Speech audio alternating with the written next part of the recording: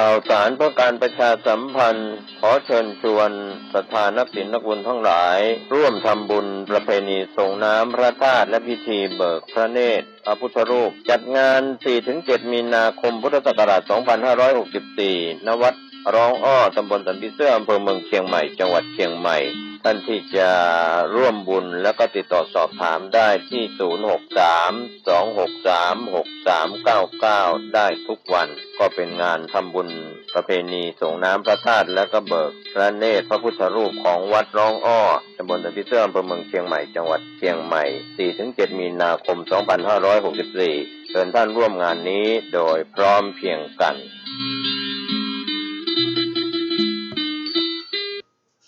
ไหว้สาในปรมีธรรมพระเถระครูบาอาจารย์พระภิกษุสงฆ์สามเณรทุกตนทุกองค์ขอสวัสดีพี่น้องท่านผู้ฟังพ่อน้อยพ่อหนานพ่ออุ้ยแม่อุ้ยที่รับฟังรายการจากสถานีวิทยุกระจายเสียงพระพุทธศาสนาแห่งชาติและสังคมขึ้นเพื่อการศึกษาพระพุทธศาสนาและวัฒนธรรม FM 104.50 เมกะเฮิรตซ์วัดไฟหินวัดไฟหินตั้งอยู่ตำบลสุเทพอำเภอเมืองจังหวัดเชียงใหม่หลังมช.เนอะพี่น้องท่านผู้ฟังและก็ขอกราบขอบพระคุณท่านผู้อำนวยการสถานีวิทยุล้านนาเชียงใหม่ตั้งอยู่หมายเลขที่ 106/9 ตำบลจ้างเผือกอำเภอเมืองจังหวัดเชียงใหม่และก็ได้รับการอนุเคราะห์เมตตาจากท่านผู้อำนวยการสถานีวิทยุพัฒนาคุณภาพชีวิต FM 92.25 วัดป่าแดงมหาวิหารและก็ได้ลิงก์สัญญาณไปที่สถานีวิทยุ FM 98.75 คลื่นธรรมะของชุมชนวัดห้วยตองซักตำบลขวางเปาอำเภอจอมทองจังหวัดเชียงใหม่และก็นะครับการอนุเคราะห์เมตตาจากท่านผู้อำนวยการสถานีวิทยุมนต์เสียงธรรม106.25 วัดบูพารามอำเภอแม่แจ่มจังหวัดเชียงใหม่พี่น้องท่านผู้ฟังสามารถรับฟังรายการนี้ตั้งแต่เวลา 4 โมงถึง 6 โมงแมลงได้พร้อมกันถึง 5 สถานีพร้อมกันเป็นประจำทุกวันเสาร์ตั้งแต่เวลา 4 โมงถึง 6 โมงแมลงก็มาปะกันก็จะได้นำเอาสาระสปะดำเนินรายการโดยก้าวกับผมพ่อหลวงสว่างธาตุอินจันทร์ประธานเครือข่ายกองทุนแม่ของแผ่นดินจังหวัดเชียงใหม่และ8จังหวัดภาคเหนือรองประธานศูนย์ประสานงานกองทุนแม่ของแผ่นดินแห่งชาติและก็เป็นประธานคณะที่ปรึกษาผู้ตรวจราชการภาคประชาชนจังหวัดเชียงใหม่ก็มาพบปะพี่น้องท่านผู้ฟังเป็นประจำทุกวันเสาร์และก็วันอาทิตย์นี่บ่ายโมงถึงบ่าย3วันเสาร์นี่4 โมงถึง 6 โมงแมลงพี่น้องท่านผู้ฟังก็ฟังพร้อมกันถึง5 สถานีแล้วก็คืนวันศุกร์พี่น้องท่านผู้ฟังได้รับอนุเคราะห์เมตตาจากท่านผู้อำนวยการสถานีวิทยุ FM 104.50 เมกะเฮิรตซ์วัดไฟหินมาดำเนินรายการเมื่อคืนก็ปรากฏว่าหลายสุกแล้วไม่ได้มาเข้ารายการพบปะพี่น้องท่านผู้ฟังแต่คืนนี้ว่าจะมาเข้าพบปะพี่น้องท่านผู้ฟังแล้วมาขันหลับเพราะเมื่อวันไปเงี่ยการ ไปทำภารกิจหลายอันหลายอย่างขันหลับก็เลยนำเรียนท่านผู้อำนวยการว่าเงี้ยใดดีนี่ถ้าจะเข้ารายการมาได้เพราะว่ามันขันหลับ 4 ทุ่มท่านผู้อำนวยการก็เลยว่ามันเป็นหยังคือได้ว่าหลวงพ่อมาแทนนี่เนาะก็เลยนิมนต์เทพหลวงพ่อมาแทนเนี่ยตะคืน ก็จะได้นำเอาสาระสปะพี่น้องท่านผู้ฟังมาเล่ามาฮือกันฟังเป็นการเปลี่ยนบรรยากาศหลังจากพี่น้องท่านผู้ฟังได้ฟังสาระสปะร้อยอันปันเรื่องจากรายการทางวิทยุช่วงนี้ก็มาฟังขโยมเก่านำเอาสาระสปะจากประสบการณ์ตัวเก่าพ่อง จากคำบอกเล่าจากการสั่งสอนของครูบาอาจารย์มาเล่ามาโอ้สู่กันฟังมาเป็นกู้เป็นเกมพ่ออุ้ยแม่อุ้ยพ่อน้อยพ่อหนานที่ง่อมเนาะ มาเจ้าหนาวมาวันฮ้อนช่วงบ่ายๆแก่ๆยังช่วงประเดี๋ยวเนี่ยฮ้อนแดดฮ้อนนะอยู่ในตึมม่วนก็มาฟังวิทยุเปิดฟังรายการของพ่อหลวงสว่างฟังบรรณานอู้มันครับครูบาอาจารย์หลายท่านหลายตนว่าวันนี้ว่างเว้นภารกิจจะมาฟังผู้นานจมสักคำเลยหรอ ฟังบุหลวงว่างจมก็มาพบปะนำเอาสาระสะปะร้อยอันปันเรื่องสามารถนำไปประยุกต์ใช้ได้พี่น้องท่านผู้ฟังซึ่งมันเป็นเรื่องจากประสบการณ์ของตัวเก่านำมาเล่ามาโอ้สู่กันฟังเพื่อเป็นวิทยาทาน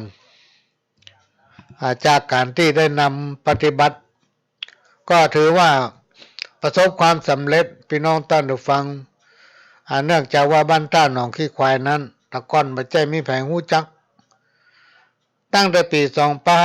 2546มาจนถึง48 49 50นี่โอ้ประกวดได้ที่1ทุกปีเป็นศูนย์เรียนรู้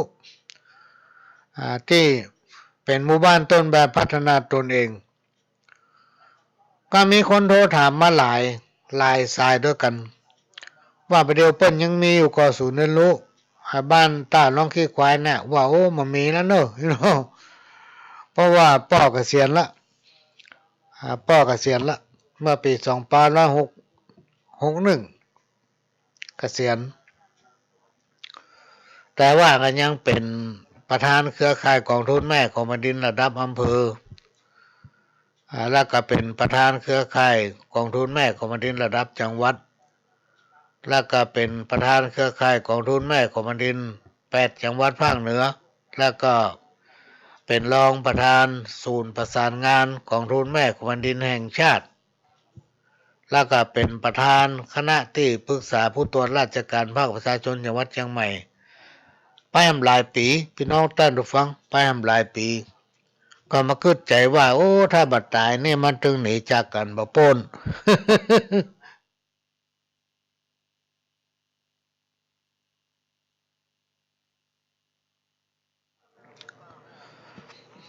ก็กะว่าจะมาอยู่พบปะพี่น้องท่านผู้ฟังไปจนถึงว่าเสี่ยงอายุ แต่ว่ามาภาคหลังเนี่ยพี่น้องท่านผู้ฟังได้มาพ่องไม่ได้มาพ่องเนื่องจากว่าปัญหา1ภารกิจอันที่2ทางด้านสุขภาพตอนนี้ก็เริ่มดีขึ้นพ่องละเริ่มดีขึ้นพ่องเรียกว่า90%นะแต่ว่ายังไปไหนไม่ได้เด้อแต่อยู่บ้านเนี่ยยากการมามีวางยั้งพี่น้องท่านผู้ฟังยั้งตั้ง1ไปเนี่ยตั้ง1มีภารกิจก็คือไปหั่นไปนี่ก็ไปช่วยเหลือพวกหมู่เดียวกันเนี่ยส่วนใหญ่ก็จะเป็นกิจตามพิธีกรรมทางด้านพุทธศาสนาทางด้านประเพณีวัฒนธรรมพื้นบ้านล้านนาเฮาอันนี้ละไม่ได้ก็ไปอยู่ตลอดถ้าเป็นวันดีนี่บ่ใครว่างเนอะพี่น้องท่านผู้ฟังกันบ่ไปเรื่องศาลพระภูมิเจ้าที่ก็ไปเรื่องสืบชะตาบ้านใหม่พ่องทรงข้อพ่อง บวงสรวงพ่องไปอันนั้นอันนี้โอ้สปะบ่ใครว่างไปขึ้นเสาเอกเสาโทนี่บางที่บางแห่งท่าเอาในเกิงวันเนี่ยเป็น5-6หลังพี่น้องท่านผู้ฟัง2-3ที่โอ้หล่นวิ่ง มีหลายผู้หลายท่านบอกว่าเคยหู้เคยหันอาจารย์วิ่งว่าวิ่งงานวิ่งจังหันไปหันวิ่งจังหันไปหันกับเปิ้นยาววันเดียวกันในเพื่อเขาตอนนั่นเนี่ยคำพูดเนี่ยได้จำเป็นต้องวิ่ง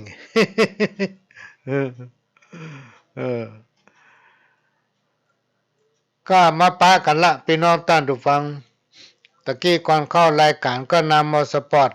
ซึ่งได้รับการอนุเคราะห์จากทางสถานีจากท่านผู้อำนวยการสถานีวิทยุของวัดไฟหินและก็ อาจารย์เกษตรเพชรสำลิดได้ให้การอนุเคราะห์เมตตาอัดสปอร์ตให้เกี่ยวกับงานของวัดหลวงอ้องานของวัดหลวงอ้อก็ต้องขอกราบขอบพระคุณท่านผู้อำนวยการสถานีวิทยุของวัดฝ่ายหินและขอกราบขอบพระคุณกราบขอบพระคุณอาจารย์เกษตรเพชรสำลิดซึ่งเป็นผู้ที่มีความเสียสละยอดเยี่ยมเลยพี่น้องท่านผู้ฟังพ่อหลวงกำลังพิจารณาอยู่ว่าจะเอาโล่อย่างใดดีให้เปิ้น โอ้เปิ้นมาดูแลสถานีและก็ออกรายการพร้อมกันนั้นพี่น้องท่านผู้ฟังอาจารย์เกษตรเพชรสำลิดนี่แกจะออกรายการเกี่ยวกับข่าวบ้านวัดโรงเรียนครอบจักรวาล8จังหวัดภาคเหนือของเรารวมไปถึงภาคเหนือตอนล่างท่านได้มากำกับสถานีหลายสถานีโดยเฉพาะสถานีวิทยุพัฒนาคุณภาพชีวิตสถานีวิทยุของวัดฝ่ายหินท่านก็จะพัดเวียนเปลี่ยนไปช่วยเหลือให้การอนุเคราะห์เมตตาทนุบำรุงสถานีตามที่ได้ประชาสัมพันธ์มาหลายเตือนหลายครั้งว่าสถานีวิทยุจะต้องมีการทนุบำรุงถ้ามันมีการทนุบำรุงเสียงมันก็บดีทำเดียวมันรู้เพราะมันใจนักพี่น้องท่านผู้ฟังวันข้ามคืนหุ่งวันข้ามคืนหุ่งตึงวันถึงวันเนาะคนเฮายังได้พักผ่อนแต่สถานีวิทยุมันไม่ได้พักผ่อนเพราะนั้นไม่ต้องมีการทนุบำรุงก็ขอกราบขอบพระคุณพี่น้องท่านผู้ฟังที่ได้ให้การอนุเคราะห์เมตตาถวายปัจจัยส่งไปตังธนาคารห้องแล้วก็ไปถวายโดยตรงห้อง แล้วก็มอบเพื่อผู้จัดรายการตังสถานีวิทยุหลายรายการเพื่อนำมอบผู้ท่านผู้อำนวยการสถานีนำทนุบำรุงสถานีซึ่งมีความจำเป็นที่ต้องทำต้องเนี่ยก็ช่วยกันพี่น้องท่านผู้ฟังเพราะว่าสถานีวิทยุที่ท่านฟังอยู่ขณะนี้เป็นของพี่น้องท่านผู้ฟังทุกคนทุกท่านมาแจ้งไปสักคน มาแจ้งไปสักคนเพราะฉะนั้นพี่น้องท่านผู้ฟังเขาก็ต้องช่วยกันทนุบำรุงเขาจะได้อยู่ได้ฟังกันไปเมินช่วยกันเนอะพี่น้องท่านผู้ฟังพ่อน้อยพ่อนานครูบาอาจารย์เจ้าตรงจุองค์โดยเฉพาะพระเถระหลายตนหลายองค์พี่น้องท่านผู้ฟังที่ให้กำลังใจขโยมเก่าให้กำลังใจการผู้ดำเนินรายการของสถานีก็เป็นการส่งเสริมพี่น้องท่านผู้ฟังให้ผู้ที่กำลังค้นหาอย่างพระนิสิตเนี่ยอย่างครูบาอาจารย์หลายตนหลายองค์ที่เพิ่นกำลังห้ำเฮียนเนี่ยเฮียนพระธรรมวินัยแล้วก็นำมาออกอากาศให้พี่น้องท่านผู้ฟังก็เป็นการสนับสนุนในความสามารถสนับสนุนด้านการศึกษาให้ท่านได้นำเอาวิชาปัญญาที่ได้ไปเรียนรู้มาถ่ายทอดมามาให้พี่น้องศรัทธาทั้งหลายฟังเป็นการสนับสนุนส่งเสริมกิจกรรมการเป็นคนดีการเป็นคนดีพี่น้องท่านฟังมันหายากที่จะได้คนที่มีความสนใจมีความเสียสละมานั่งออกอากาศมาค้นหาสาระสปะที่มันเป็นประโยชน์ต่อพี่น้องท่านผู้ฟังมาเล่ามามาอ่านให้ฟังแม้นว่าท่านได้ฟังแล้วก็มาฟังซ้ำทันพี่น้องท่านฟังมันจะเกิดความรู้เพิ่มขึ้นหูซ้ำเข้าไปยิ่งฟังก็ยิ่งจำเขาฟัง10รายการเขาก็จะได้ข้อใดข้อหนึ่งที่มีสาระถ้ารายการหนึ่งเขาก็ได้ข้อจำมาได้10รายการก็ได้10ข้อก็ดีละพี่น้องท่านผู้ฟัง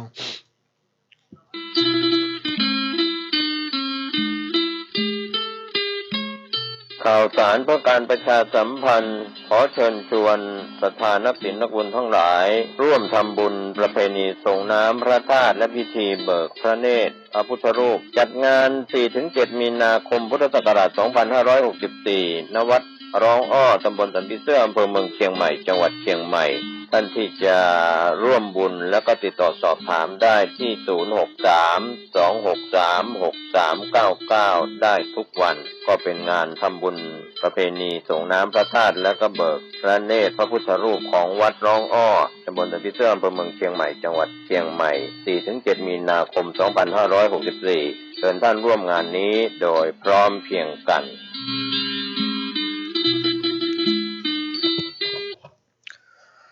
ก่อนที่จะนำเอาสาระสปะมาเล่ามาอู้สู้กันฟังพี่น้องท่านผู้ฟังแต่วันนั้นอู้ถึงเรื่องเสือเท่าจำศีลพี่น้อง ก็มีคนโทรถามโทรหามาว่าขออู้ในรายการวันเสาร์หำกำเพราะเราอ่อนฟังนี่เนาะเราอ่อนเขาจะได้ฮู้ธรรมดาสัญชาตญาณของสัตว์โดยเฉพาะเสือพี่น้องท่านผู้ฟังเสือนั้นเป็นสัตว์ที่ดุร้ายใจหาญนะห้องว่าเท่าแต่กายใจพานอย่าเข้าใกล้อย่าไว้ใจเสือ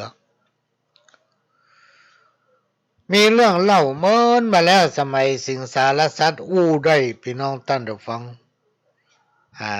ในสมัยที่สิ่งสารสัตว์สปะสิ่งในโลกของเราเนี่ยมันอู้ได้ยังมีเสือโคร่งเท่าตัวหนึ่งตัวที่กวางแม่ลูกอ่อนจะจับให้ลูกมันกินน่ะ การออกหากินของเสือโคร่งในยุคนั้นค่อนข้างจะลำบากเพราะว่าเสือโคร่งตัวนี้มีอายุนักก็เลยคิดหาอุบายนะคิดหาอุบายว่าจะเนี่ยอย่างได้นอนอยู่บ่ได้แล้วมีสัตว์เตียวมาให้กิน กินโดยบ่ได้ขาดอีเนาะและก็ได้วางแผนทำตัวเป็นผู้มีศีลนะหรือว่าเป็นผู้ที่ถือศีลกินเจเที่ยวเอวสั่งสอนสิงสารสัตว์ทั้งหลายมีความเชื่อว่าเสือนั้นถือศีลปฏิบัติธรรมบ่กินสัตว์เป็นอาหารแถมต่อไปข้าวของเสือถือศีลปฏิบัติธรรมนั้นดังไปทั่วในป่าหิมพานต์ทุกวันเวลาบอกว่ากลางวันกลางคืนเสือโคร่งก็จะนอนหลับตาทำเป็นเหมือนนอนจำศีลพี่น้องท่านผู้ฟังสำรวมใจเวลาอยู่ที่ไหนก็จะหลับตาแรกสิงสารสัตว์พบปะต่างก็จะวิ่งหนีเพราะความกลัวว่าเสือโคร่งจะจับกินเป็นอาหารเสือโคร่งก็บอกสิ่งสารสัตว์ทั้งหลายว่าประเดี๋ยวนี้เฮาปฏิบัติศีลเฮาเป็นผู้ถือศีลเฮาบ่กินเนื้อเป็นอาหารทำต่อไปเฮาจะบ่กินสิ่งสารสัตว์สปะสะเป็ดเฮาจะบ่กินของดิบบ่กินเนื้อเหมือนแต่ก่อนหนหลังแล้วก็ทำทีสั่งสอนบอกว่าชีวิตของสัตว์และมนุษย์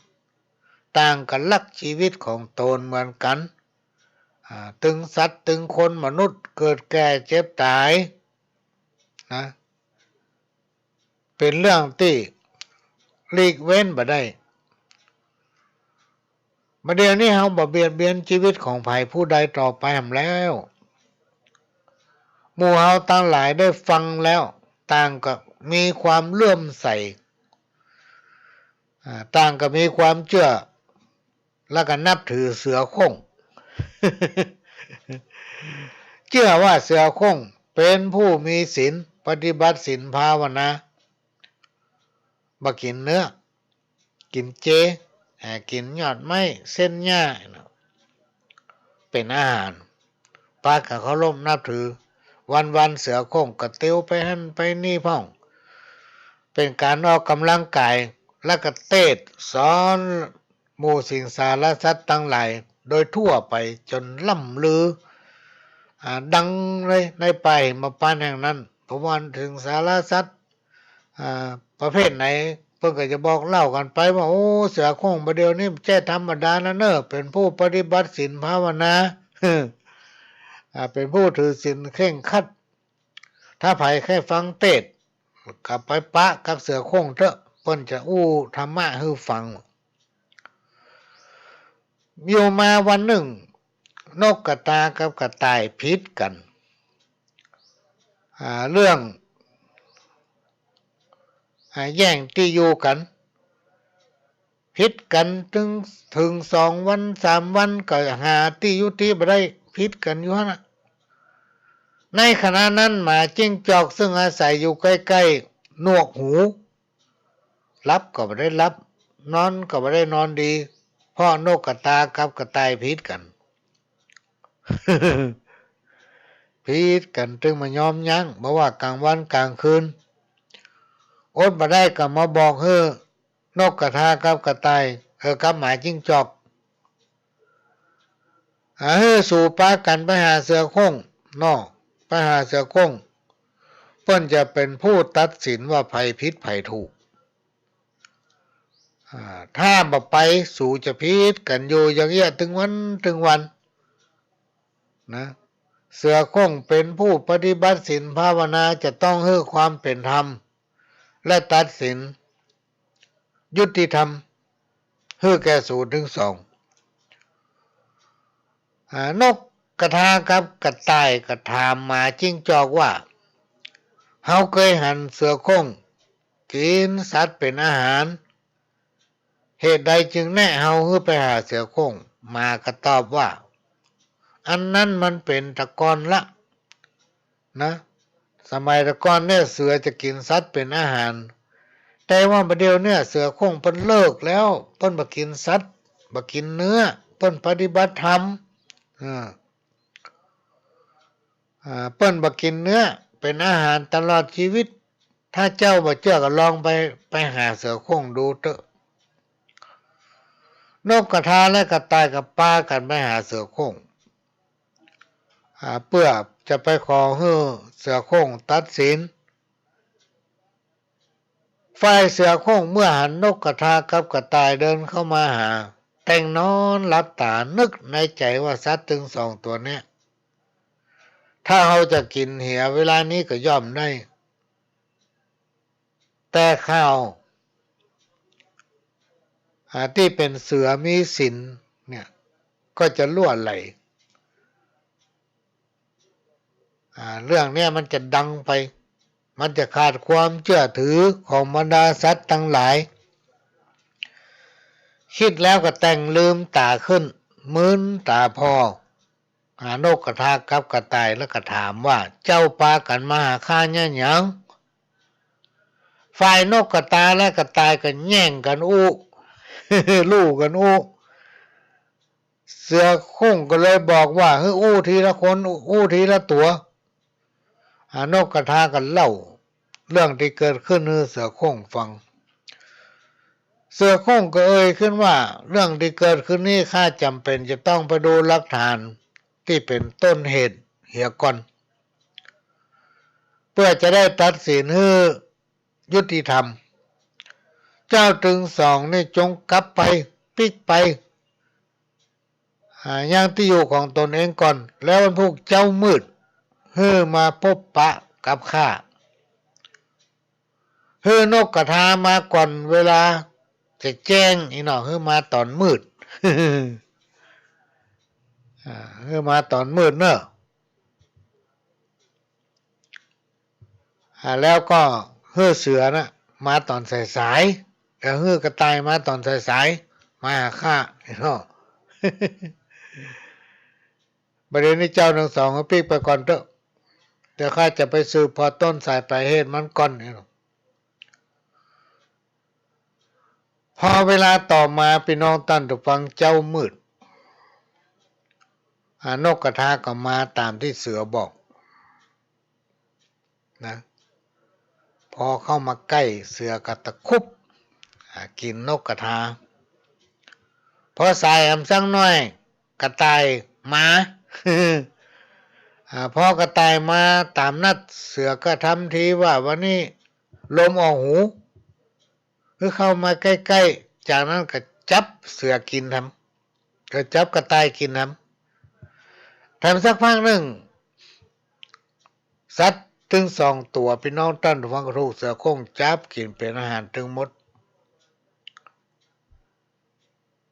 แล้วก็ทำเป็นนอนปฏิบัติศีลภาวนาจนเป็นที่เรื่องลือนั่งดังไปทั่วในป่าหิมพานต์ว่าโอ้เสือโคร่งมาเดียวมากินเนื้อมากินสัตว์ละ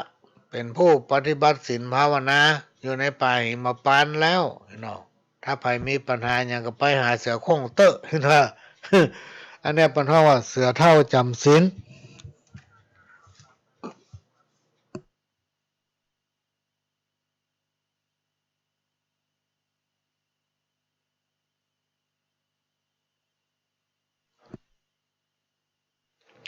ก็นำมาเล่าตามคำขอเมื่อครั้งก่อนก็นำมาอู้กำละพี่น้องท่านฟังแต่ว่าวันนี้วันเสาร์รอให้ฟังเล่าสารธรรมไปแล้วยังแบบปอนะมาขอฟังเพลงทำไมไหนๆก็มาขอฟังเพลงแล้วเดี๋ยวจะเปิดเพลงอันนี้ฟังอย่างกำเพลงเป็นเพลงกำเมืองพี่น้องท่านฟังตามสโลแกนของสถานีวิทยุว่าถ้าเฮาบ่อู้กำเมืองแล้วไผจะมาอู้เนาะอันนี้ก็มาฟังเพลงโครงการเงินล้านภาคที่1เดี๋ยวสักเพลงก่อนก็เดี๋ยวก็มาปาขามรอบหนึ่งเชิญครับ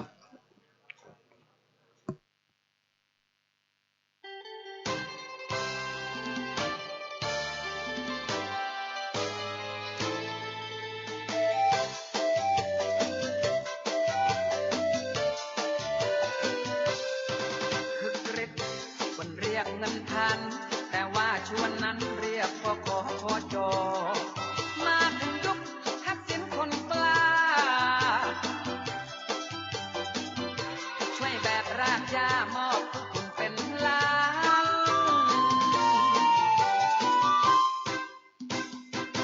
ฮัลโหลฮัลโหลมีเสียงพ่อหลวงเน้อ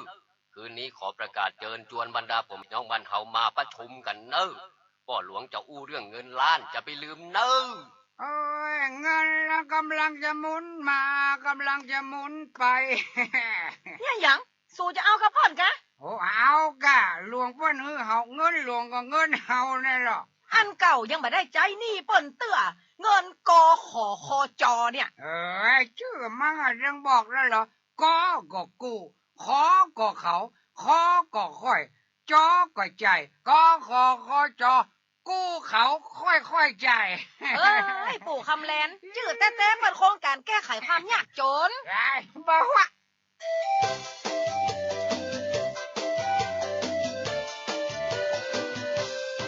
เจ้าบ้านต่างก็ดีใจ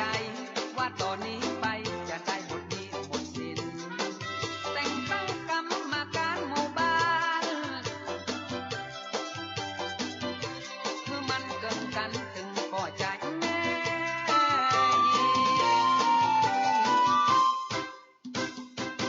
โอ้โหมากันแต่พอให้มาชุมพัฒนานี่เท่ามาจ้าที่เรื่องเงินล้านมากันเว้ยเอาละมาอู้กันเรื่องแต่งตั้งกรรมการเพื่อบริหารเงินล้านใครจะเสนอใครเป็นกรรมการเสนอมาพ่อหลวงครับผมขอเสนอครับใครโอ้ไอ้คำแลนจะเสนอใครเสนอตัวผมเนี่ยค่ะอ๋อแล้วไผจะรับรองโอ้ก็รับรองกว่าเก่าก็ได้เหรอไผ รว่าสักเตื้อเสนอคนเดียวรับรองคนเดียวมันจะเป็นเรื่องว่าเปิ้นต้องเอาคนที่มีความรับผิดชอบสูงก่อน โอ้โอ้ยหมายความว่าอย่างไรเนี่ยก็เดี๋ยวฟ้องหมิ่นประมาทนะเว้ย โอ้ใจเย็นๆใจเย็นค่อยอู้กันกา แต่กะมันจะบริหารเงินล้านได้อย่างไรขนาดเงินเมียมัน100 เดียวมันยังหรอก เพราะอันนั้นมันเงินขวัญถุงเพื่อเรียกเงินล้านจะเป็นกรรมการตึกเตือกก็มีก็ปัญหาบางทีกรรมการคนอื่นหรอกมีก็พี่ก็น้องป้าหลวงอ่ะ โอ้โหปอเงินล้านก็ยังบาหันกรรมการก็ยังบาได้ตั้งทั้งที่โครงการนี้จะเป็นโครงการนำร่องหมู่บ้านเฮาเนี่ย นำร่องเข้าไปหิวอะกะ บ้าเล่นนักไปแต่ปิดประชุม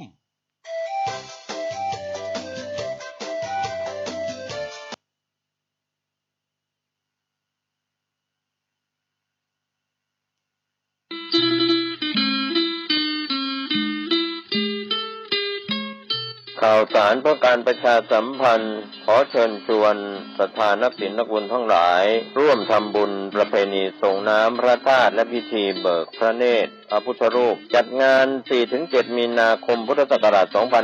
2564 ณ วัดร้องอ้อตำบลสันติเสื้ออำเภอเมืองเชียงใหม่จังหวัดเชียงใหม่ท่านที่จะร่วมบุญแล้วก็ติดต่อสอบถามได้ที่ 063-263-6399 ได้ทุกวันก็เป็นงานทำบุญประเพณีส่งน้ำพระธาตุและก็เบิกพระเนตรพระพุทธรูปของวัดร้องอ้อตำบลสันติเสื้ออำเภอเมืองเชียงใหม่จังหวัดเชียงใหม่ 4-7 มีนาคม 2564 เชิญท่านร่วมงานนี้โดยพร้อมเพรียงกัน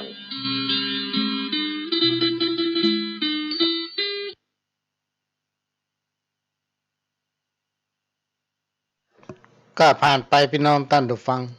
โครงการเงินล้าน ก็มันเป็นธรรมดาของคนเฮาอ่ะพี่น้องท่านผู้ฟังเวลาจะเอาเนี่ยต้องเอาจนได้ แต่เวลาจะใจคืนมุ่นมีปัญหาเหมือนกับไอ้คำแลนเนี่ยนี่ ช่วงนี้ก็มาฟังเทปเก่าสักแป๊บหนึ่งพี่น้องท่านผู้ฟังก็เดียวก็มาปากันรอบหนึ่งเจิญครับเพ่งใจอยู่บ้านพ่อถึงตำนานบอกจี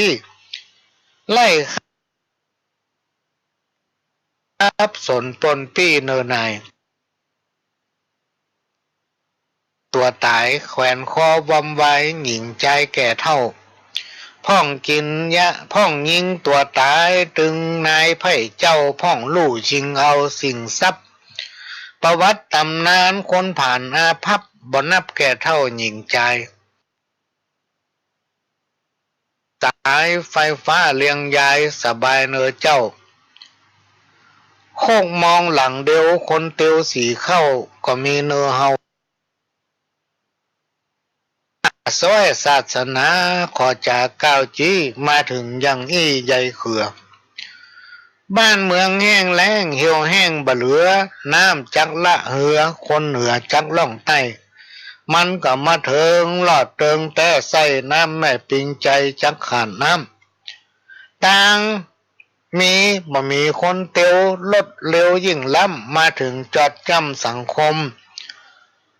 ลูกเกิดจากต้องปากันห้องเจ้าครับผมสมัยนิยมเจยจมลูกเต้าแผ่นดินเมืองไทยจักไข่บอกเจ้าจักเลี่ยนเพียงเอาจักมาบอกจี้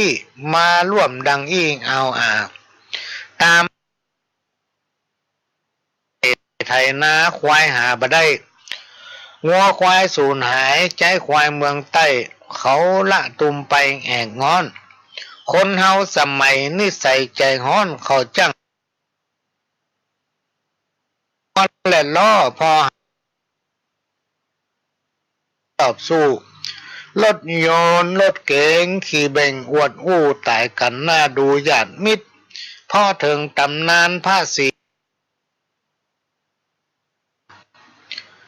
ตามผ้ากาวไว้คนไร้เดียงสาคนขาดปัญญาอู้จ่าสวกก้าบุบตีฟันแตงเส้นนี่นาเลหนุ่มสาวอายุหนุ่มสาวเปิบเปล่าอย่างได้ลูกเมีย ผัวเขาสิงเอาห้อนใบขาดศีลธรรมมนุษย์2563ถึงทองพระพุทธจักสุดซอยเสี่ยงศาสนาพ่องยังหนุ่มน้อยด้วยการศึกษาเอาภริยาสามีร่วมข้างขวบปีบ่ปอบ่คิดบ่สร้างเลิกละตุมวางบังง้อ อันเนี้ยตามตำนานนะพี่น้องท่านผู้ฟัง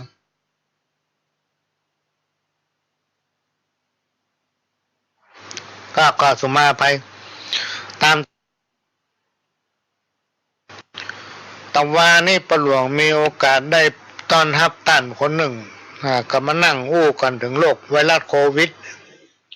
เปิ้นได้แสดงความคิดหันว่าโรคไวรัสโควิดเนี่ยประหลวงลองสังเกตพอเตอะ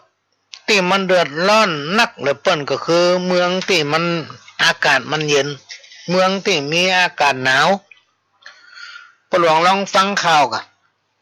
ที่มันมีไวรัสระบาดนักๆเนี่ยมันอยู่ที่เมืองประเทศที่มันเย็นๆมื้อหรอ ประเทศที่อากาศมันเย็นอ่ะพี่น้องท่านผู้ฟังมันขาบอยู่หั่นวะมันแพร่กระจายได้เวยขนาดหน้าบุญบ้านเชียงใหม่เมืองเหนือประเทศไทยว่าพี่น้องท่านผู้ฟังคนนี้เปิ้นโมฟังคือกินน้ำร้อนติ๊กๆเนาะมันกลัวความร้อนโอ้เป็นว่าโควิดนี่มันกลัวความร้อนเด้อพี่น้องท่านผู้ฟังมีคนหนึ่งเปิ้นบอกว่าวันหนึ่งเนี่ยยังบ่ได้ตากแดดเนี่ยต้องออกไปตากแดดอย่างน้อยๆชั่วโมงหนึ่งเนี่ย เพื่ออุณหภูมิในตัวมันจะปรับต้านโรคได้มันเป็นอย่างนี้นะหนาวนี่มันไม่ชอบโดยเฉพาะไปตำห้างตำอย่างอากาศเย็นๆคนหลายๆคนต่างประเทศสุนกันนักๆอยู่ในห้างในนั้นนั่นอันตรายเพราะอากาศมันเย็นมาว่าข้าวทำบทหนึ่งพี่น้องท่านผู้ฟังโลกสงสารทุกผ่านแต่เล่าทุกเกิดแล้วแก่เท่าทุกเจ็บทุกตายเมื่อเกิดมาแล้วเป็นตัวเป็นกายหาที่สบายน้อยหนึ่งบ่ได้เบิดหนึ่งก็เจ็บหัวกำเดียวก็เป็นไข้แล้วก็บรรลัยม้วยมั่งถึงเป็นเศรษฐีมั่งมีไม้จ้างก็บ่ได้อยู่สร้างคงทนเมื่อหมดลาโลกหน้าสภาพสิ่งของเงินทองเสื้อผ้าเคยเสาะหามาไว้ใจสูดหักสูดขางจำต้องวางละไว้เพราะว่าเอาไปบ่ได้เนินนายแม้แต่ญาติพี่น้องมากพวงหลวงหลายปู่ย่าตายายลุงอาน้าป้าเคยร่วมอยู่ใจขาเฟื้อฟักปิตามารดาบุตรตาลูก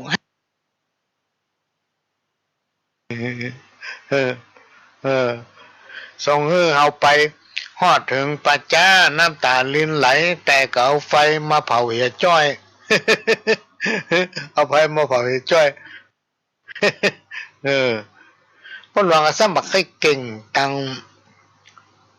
เนี่ยนะพี่น้องท่านผู้ฟังเนี่ยท่านผู้อำนวยการบรรทรงเฟซพี่น้องท่านผู้ฟัง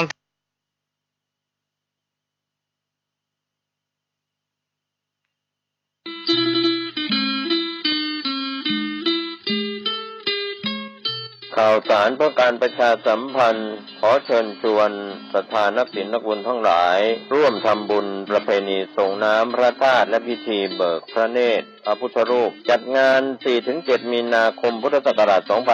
2564 ณ วัดร้องอ้อตำบลสันติเสื้ออำเภอเมืองเชียงใหม่จังหวัดเชียงใหม่ท่านที่จะร่วมบุญแล้วก็ติดต่อสอบถามได้ที่ 063-263-6399 ได้ทุกวันก็เป็นงานทำบุญประเพณีส่งน้ำพระธาตุและก็เบิกพระเนตรพระพุทธรูปของวัดร้องอ้อตำบลสันติเสื้ออำเภอเมืองเชียงใหม่จังหวัดเชียงใหม่ 4-7 มีนาคม 2564 เชิญท่านร่วมงานนี้โดยพร้อมเพรียงกัน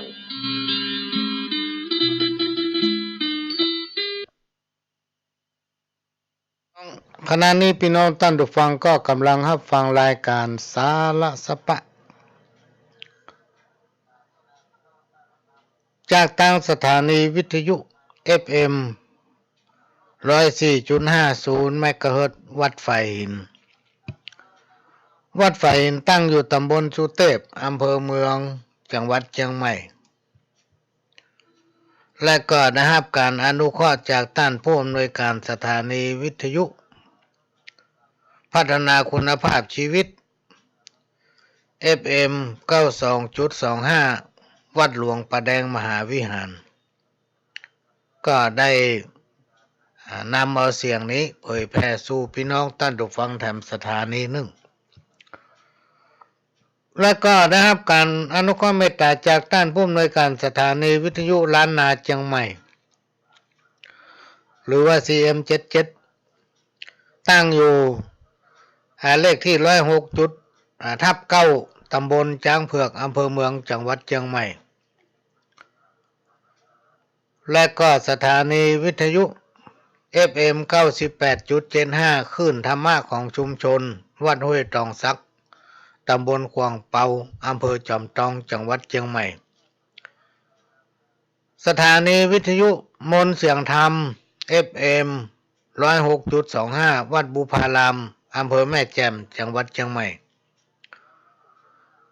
ดำเนินรายการโดยเก้ากับผมพ่อหลวงสว่างธาตุอินจันทร์ประธานเครือข่ายกองทุนแม่ของแผ่นดินจังหวัดเชียงใหม่และ8จังหวัดภาคเหนือรองประธานศูนย์ประสานงานกองทุนแม่ของแผ่นดินแห่งชาติประธานคณะที่ปรึกษาผู้ตรวจราชการภาคประชาชนจังหวัดเชียงใหม่ทุกด้านก็มาพบปะกับพี่น้องท่านผู้ฟังตั้งแต่เวลา 4 โมงไปจนถึง 6 โมงแมลงพี่น้องท่านผู้ฟังสามารถเปิดรับฟังรายการนี้ได้ถึง5สถานีพร้อมกันทุกวันเสาร์แล้วก็วันอาทิตย์ตั้งแต่เวลาบ่ายโมงไปจนถึงบ่าย 3 โมงก็มาปะกันเป็นประจำทุกวันเสาร์และวันอาทิตย์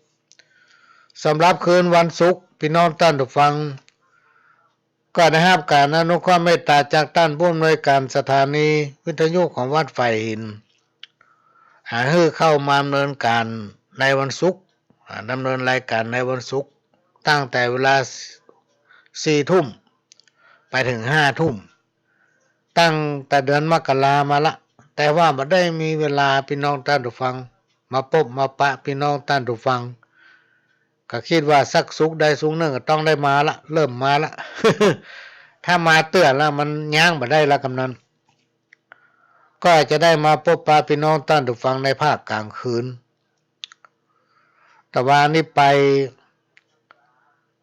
ทำภารกิจไปร่วมงานบุญที่บ้านดอนตันก็ได้มีโอกาสปะกับพ่ออาจารย์วัด เพิ่นก็ถามว่าโอ้ประเดี๋ยวมาได้ยินออกอากาศกูเตือนให้เพิ่นจะฟังเมื่อคืนก็มีหลายคนหลายผู้หลายท่านพี่น้องท่านจะฟังภาคกลางวันเพิ่นต้องแยกการทำงานบ่ได้อยู่ได้ยั้งบ่ได้หยุดถ้าไปแจ้งว่าติดแล้วก็เพิ่นก็จะฟังรายการภาคกลางคืนแต่ก่อนนั้นจัดรายการเมื่อคืนตั้งแต่ 2 ทุ่ม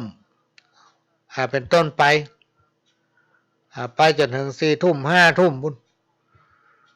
แต่มาได้เป็นปีละพี่น้องท่านผู้ฟังบ่ได้มาพบปะพี่น้องท่านผู้ฟังออกอากาศในภาคกลางคืนเนื่องจากว่ามีปัญหาทางด้านสุขภาพตอนนี้สุขภาพก็เริ่มดีละ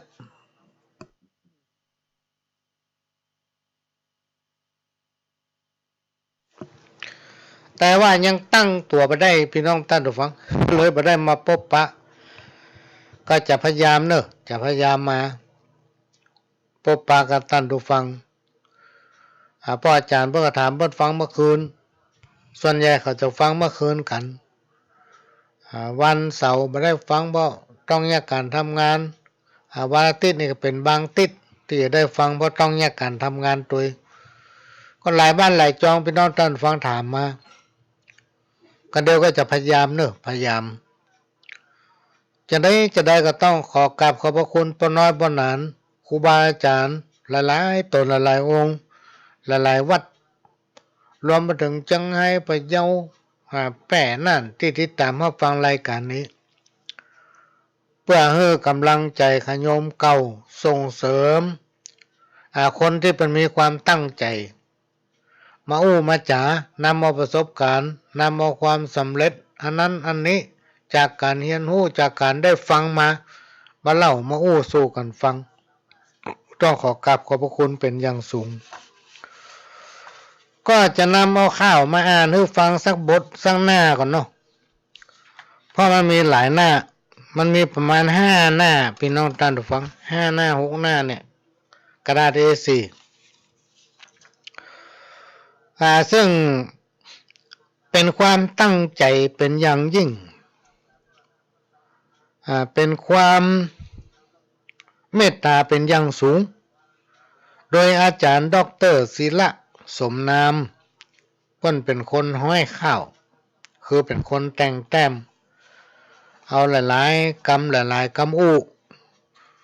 มาแต่งให้มันสอดมันคล้องกันอาจารย์ดร.ศิละสมนามผู้ที่ห้อยข้าวแล้วก็นำถวาย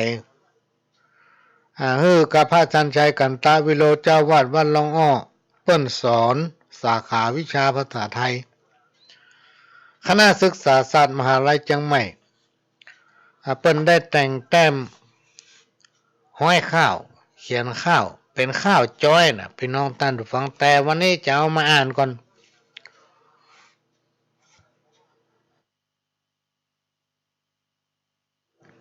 จะมาอ่านให้ฟังพ่อกำลังได้ห้ามมาแต่เจ้านี่ยังไม่ได้ทวนสักรอบเลยถ้ามาจ้อยนี่ไม่ได้มันจะมาเข้าทำนองเปิ่นก็จะมาอ่านให้ฟังสักรอบคาดว่าจะอ่านได้สัก2-3 หน้าเนี่ยมาจบแล้วก็ไปฟังต่อเอาเสาร์หน้าหรือว่าวันติดถ้าใครมีโอกาสฟังวันติดก็จะมาอ่านให้ฟังสลับกันตึงสปอร์ตที่ประชาสัมพันธ์โฆษณาไปตะกี้พี่น้องท่านผู้ฟังก็ได้รับการอนุเคราะห์จากอาจารย์เกษตรเพชรสำลิดในรายการข่าวบ้านวัดโรงเรียนซึ่งท่านมีอุปการะคุณในการทนุบำรุงอุปถัมภ์สถานีอุปถากสถานีได้ให้การชี้แนะได้ให้อย่างไรอันไรอย่างรวมถึงอาร์ตสปอร์ตให้อาร์ตสปอร์ตให้ก็มาเปิดเป็นระยะสำหรับพี่น้องท่านผู้ฟังที่ฟังรายการนี้ทางสถานีวิทยุล้านนาเชียงใหม่ทุกต้นชั่วโมงเนอะพี่น้องท่านผู้ฟังเปิ้นจะมีรายการข่าวต้นชั่วโมงเป็นเวลา7 นาทีก็ขอแจ้งให้พี่น้องที่ฟังรายการนี้ทางสถานีวิทยุล้านนาเชียงใหม่ว่าพอถึงต้นชั่วโมงเปิ้นจะตัดไปเป็นรายการข่าวจบข่าวแล้วก็มาปะกันทำไมตั้งกับไม่ต้องตกใจโอ้เป็นข่าวไปละเสียงหายไปละ บางพวกบางท่านไหลไปที่อื่นเหียและในส่วนสถานีอื่นๆฟังลวดไปเลยพี่น้องท่านจะฟังไปจนถึง6 โมงเมื่อขอบพระคุณพี่น้องตังสันกำแพงพี่น้องตังแม่แจ่มพี่น้องตังสำเมิงสันปะตองหางดงดอยหล่อที่ติดตามมาฟังรายการนี้และก็ขอกราบขอบพระคุณครูบาอาจารย์หลายวัดหลายวาที่ติดตามมาฟังรายการของพ่อหลวงสว่างขโยมเก่าเพื่อกำลังใจขโยมก็มาฟังข้าวที่จริงมันเป็นจ้อยแต่วันนี้เอามาอ่านให้ฟังก่อนของอาจารย์ดร.ศิละสมนามอาจารย์ผู้สอนวิชาสาขาภาษาไทยคณะศึกษาศาสตร์มช.ข้าวจ้อยสมโพธิพิธีเบิกเนตรพระเจ้าวัดหนองอ้อยอหัตถาวันตากับไว้ต่างดวงดอกไม้มัทุบุกผ่าแต่งใจนอบน้อมพุทธ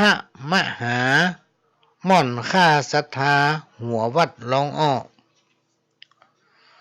งานประเวณีสืบงามตามข้อไหวสายกยอพุทธะงานบุญปอยหลวงบวงสรวงองค์พระสมโพธิพระเจ้าประธานเบิกเนตรพระพุทธตามหีบสืบสารเพื่อเป็นบุญตานกับตัวม่อนค่า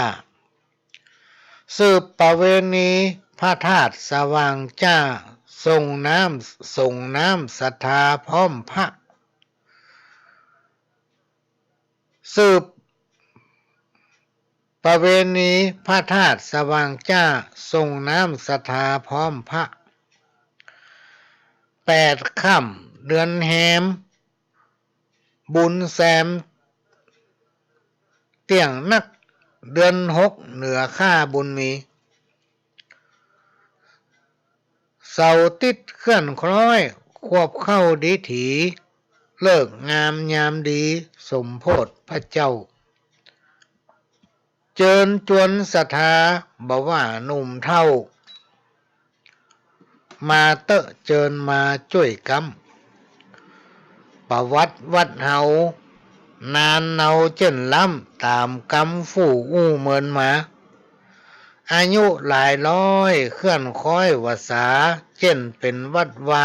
ดังกำกล่าวอ้างพศ2280พศสืบสร้างหลักฐานใหม่มาปรากฏเจ้าอาวาสนั้นสืบกันกำหนด10 ตนนับได้ตำนานตนแรกเป็นพระอธิการชื่อจดใบลานเมธาว่าอันพระอธิการเมธามากันเข้าช่วยต่อฮับสืบปบศาสนาทัดนั้นสืบต่อพศควบศกปีสร้างพระเจ้าประธานนำโดยตนพระอธิการตนบุญสุนตานอินสวนตั้นเจ้าเปิ้นได้พอกวายตามหอยแบบเบ้าร้องอ้อวัดเฮา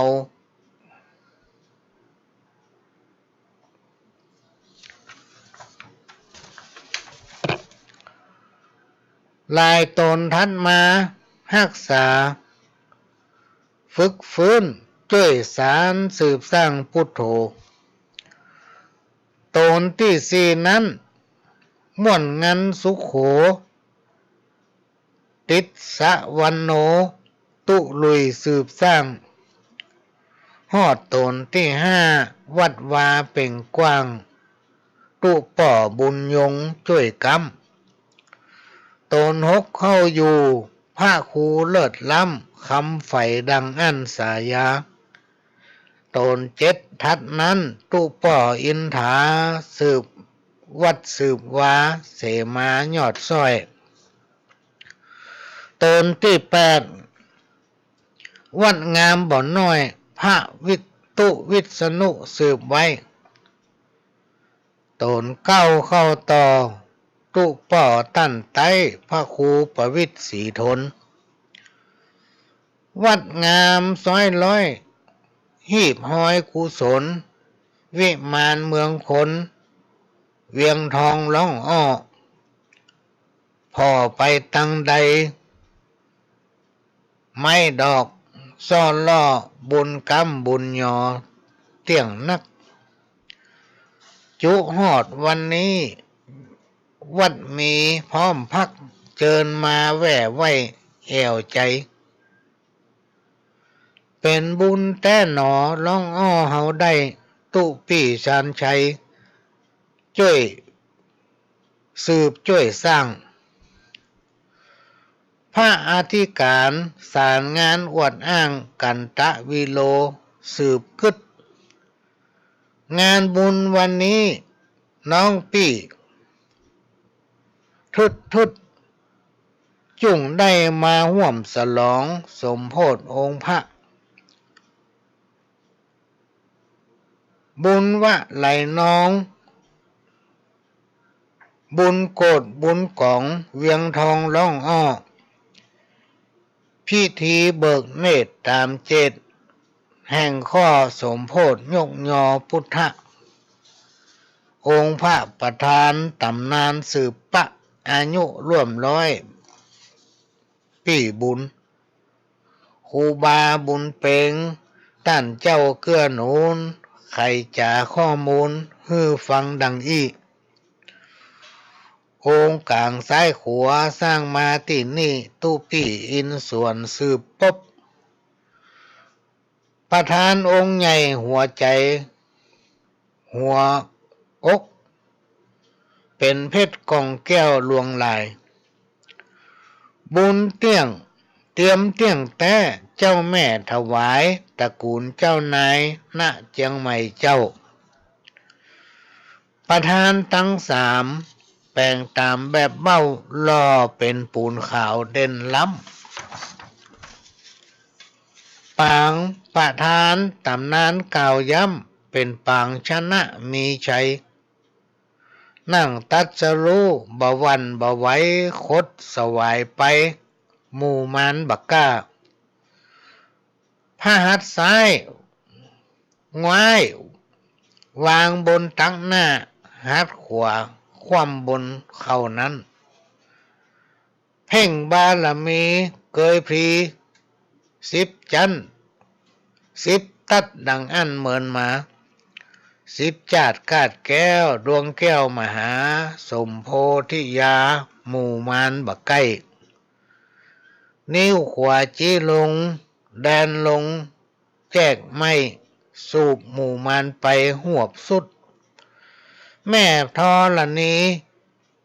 พรีโจยพระพุทธอุบัติแผ่นปิ้นธานีว่าตัวข้าน้อยจักคอยเข้าตีบีบพระโมลีเกษาเป็นเจ้า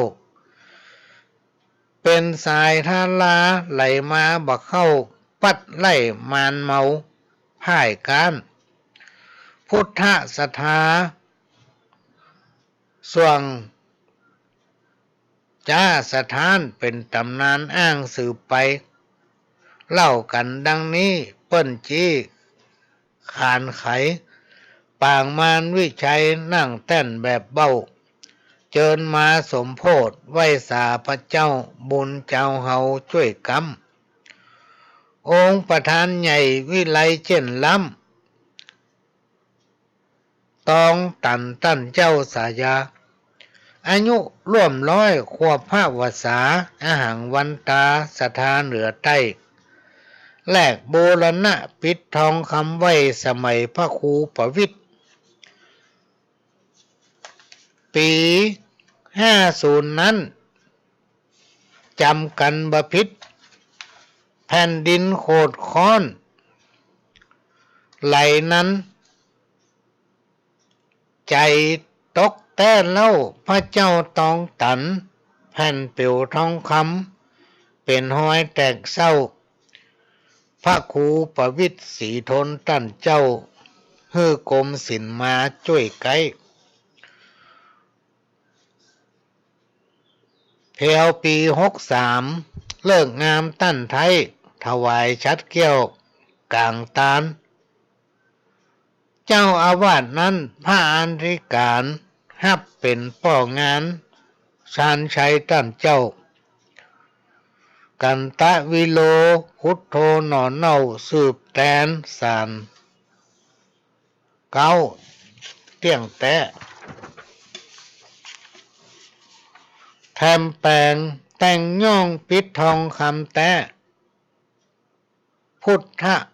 พระเจ้า3 องค์เป็นทองเต็ม100ตามเจตประสงค์ช่างทองสั่งตรงจากวัดพวกแต้มจำลององค์พระทองหนุนบุญแอมใส่ห่อระฆังประทับสร้างเหรียญทองเหลืองบุญเสื่อมเรืองนับทองตันตั้นเจ้าพุทโธสลักชื่อไว้ กอไก่สุขโขกันตะวิโลสายาตั้นเจ้าจัดงานปล่อยหลวงวันที่19เดือนมกราปีแล้วฮอดถึงปีนี้บุญมีเพิดแพ้วเบิกเนตรพระเจ้าพิธีวันเสาร์ที่6มีนาเป็นสีฮอดติดละวีสลีค่อนแจ้งฟังสวดมนต์ตันตุกผันไทยแจ้งสมโพธิพุทธาจื่นสุขสวดเบิกพระเจ้าบะเศร้าโศกทุกข์โบราณดังอันเมอมา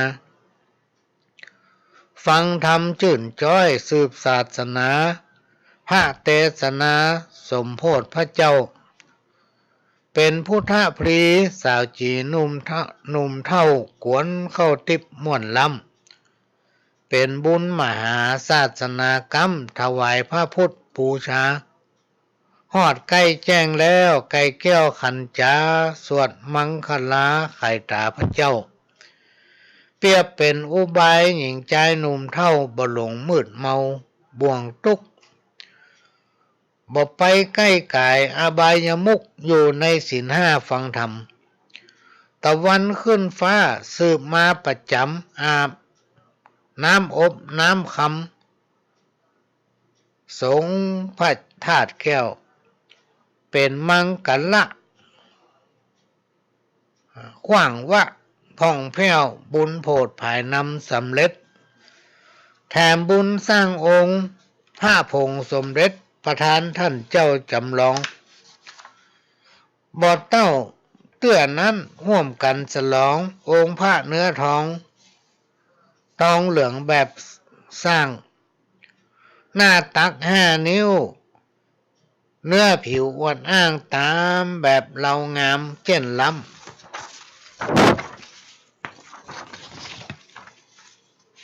ประกอบปล่อยหลวงร้องอ้อสืบต่อก่อกรรมศาสนาเจ้าพุทโธพ่องลำพ่องร้องปาดก้องเป็นโลบะใจคุยโวแห่แหนแตนแต้กันว่าบัติดโควิดแซ่เจื้อเจินอ้ายเวียนมาแว่ตักจะม่วนกว่านี้ของปีคึกคักสนุกร้องอ้อเวียงทองปล่อยหลวงวันนี้น้องปีสลองหีบหอยคันลองพุทธากราบไว้บุญบารมีเหนือตักเหนือตกออกใต้เผยแผ่ใหญ่ไปเตี้ยงเต้าย่อมือไหว้สาวันตาค่ำเจ้าพระสงฆ์2 เจ้าสังฆาข้าวจ้อยขอลาคงจบเต้าอี้เต้านี้ขอวาดวางลงก่อนและนายเฮยแต่งโดยอาจารย์ดร.ศิละสมนามพี่น้องท่านผู้ฟังประหลวงข้าอ่านเนี่ยได้มาแต่เจ้านี่อ่านยังบอกข้องดีก็เดินจะมาเกาทำล้อมแล้ววาติดจะมาจ้อยให้ฟังประวัติของวัดหลวงอ้อ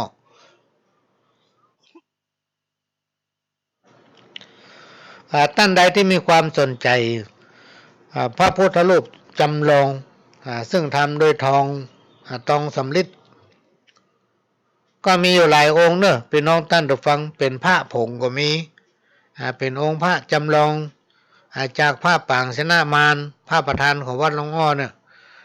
ซึ่งก็มีความเชื่อว่ามีความศักดิ์สิทธิ์เพราะว่าสร้างมาเมินอายุเป็นร้อยๆพี่น้องท่านผู้ฟังเป็นร้อยๆปีตามประวัติของวัดเปิ้นท่านใดที่มีความสนใจเขาได้ไปไหว้บูชาบ้านก็ติดต่อได้เนอะที่วัดหลวงอ้อ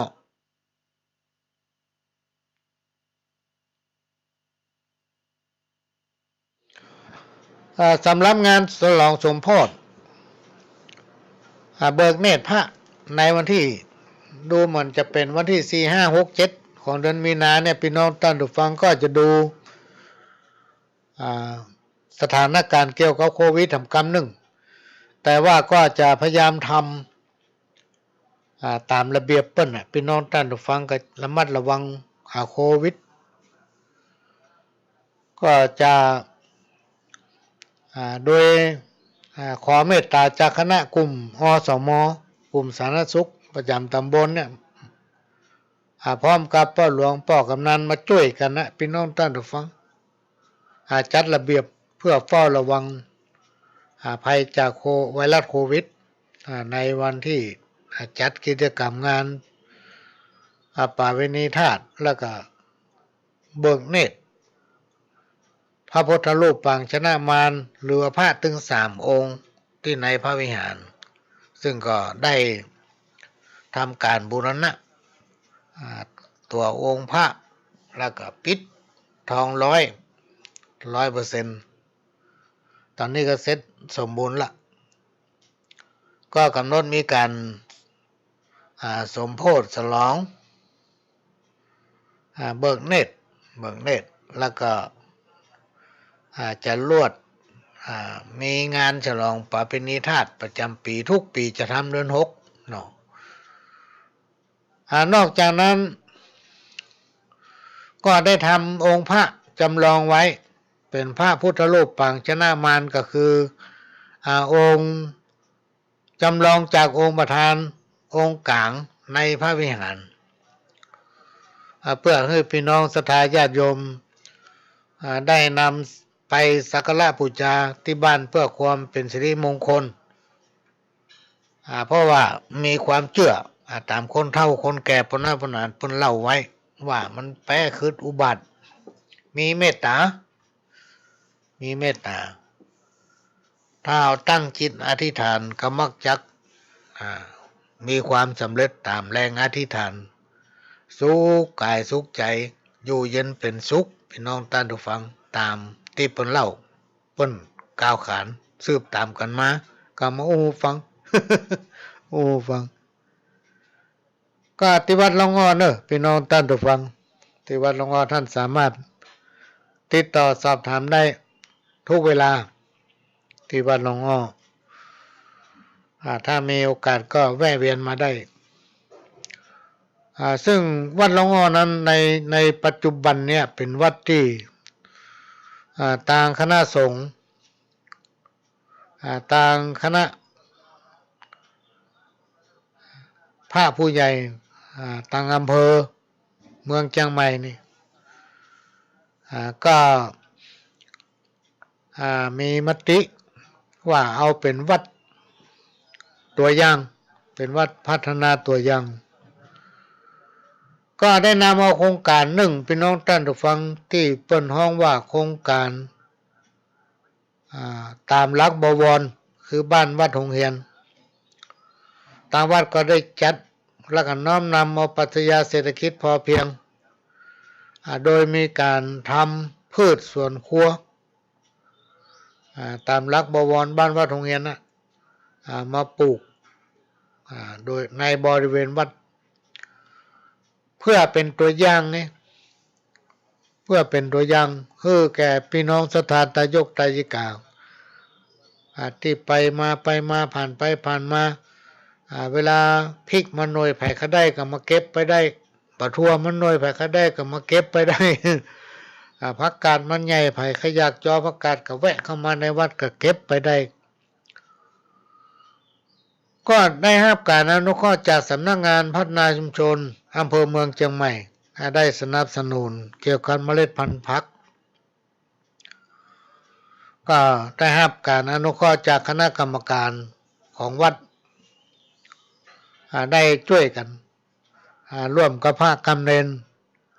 ร่วมกับพระอาจารย์ชัยกันตายวิโรจน์เจ้าวาดของวัดก็ได้ทำสวนพืชผักสวนครัวเอาไว้ก็คิดว่ามันใกล้จะถึงงานประเพณีส่งน้ำพระธาตุและงานสมโภชพระเจ้า ก็มีความจำเป็นที่ต้องเคลื่อนย้ายค่ายส่วนพักพืชสวนครัวนี่ออกไปก่อนคืนพื้นที่หรือวัด เพราะนั้นถ้าไผ่มาจ้านี่บัดนั้นได้กินบะทั่วนะบัดนั้นได้เก็บผักกาด ขณะนี้พี่น้องท่านผู้ฟังก็กำลังรับฟังรายการสาระสปะรายงานปันเรื่องโดยเก้ากับผมประหลวงสว่างท่าดินจันทร์ป ประธานเครือข่ายกองทุนแม่ของแผ่นดินจังหวัดเชียงใหม่และ8จังหวัดภาคเหนือรองประธานศูนย์ประสานงานกองทุนแม่ของแผ่นดินแห่งชาติประธานคณะผู้ตรวจราชการภาคประชาชนจังหวัดเชียงใหม่ทุกด้านก็มาพบปะพี่น้องท่านผู้ฟังพี่น้องท่านผู้ฟังสามารถรับฟังรายการนี้ได้พร้อมกันถึง4สถานี5สถานีกันเนอะพี่น้องท่านผู้ฟังต้องขอกราบขอบพระคุณท่านผู้อำนวยการสถานีวิทยุล้านนาเชียงใหม่ที่ได้ให้การอนุเคราะห์มาหลายปีละพี่น้องท่านผู้ฟังนำเอารายการนี้เผยแพร่สู่พี่น้องท่านผู้ฟังสถานีหนึ่งและก็สถานีวิทยุพัฒนาคุณภาพชีวิตสถานีวิทยุมนต์เสียงธรรมสถานีวิทยุ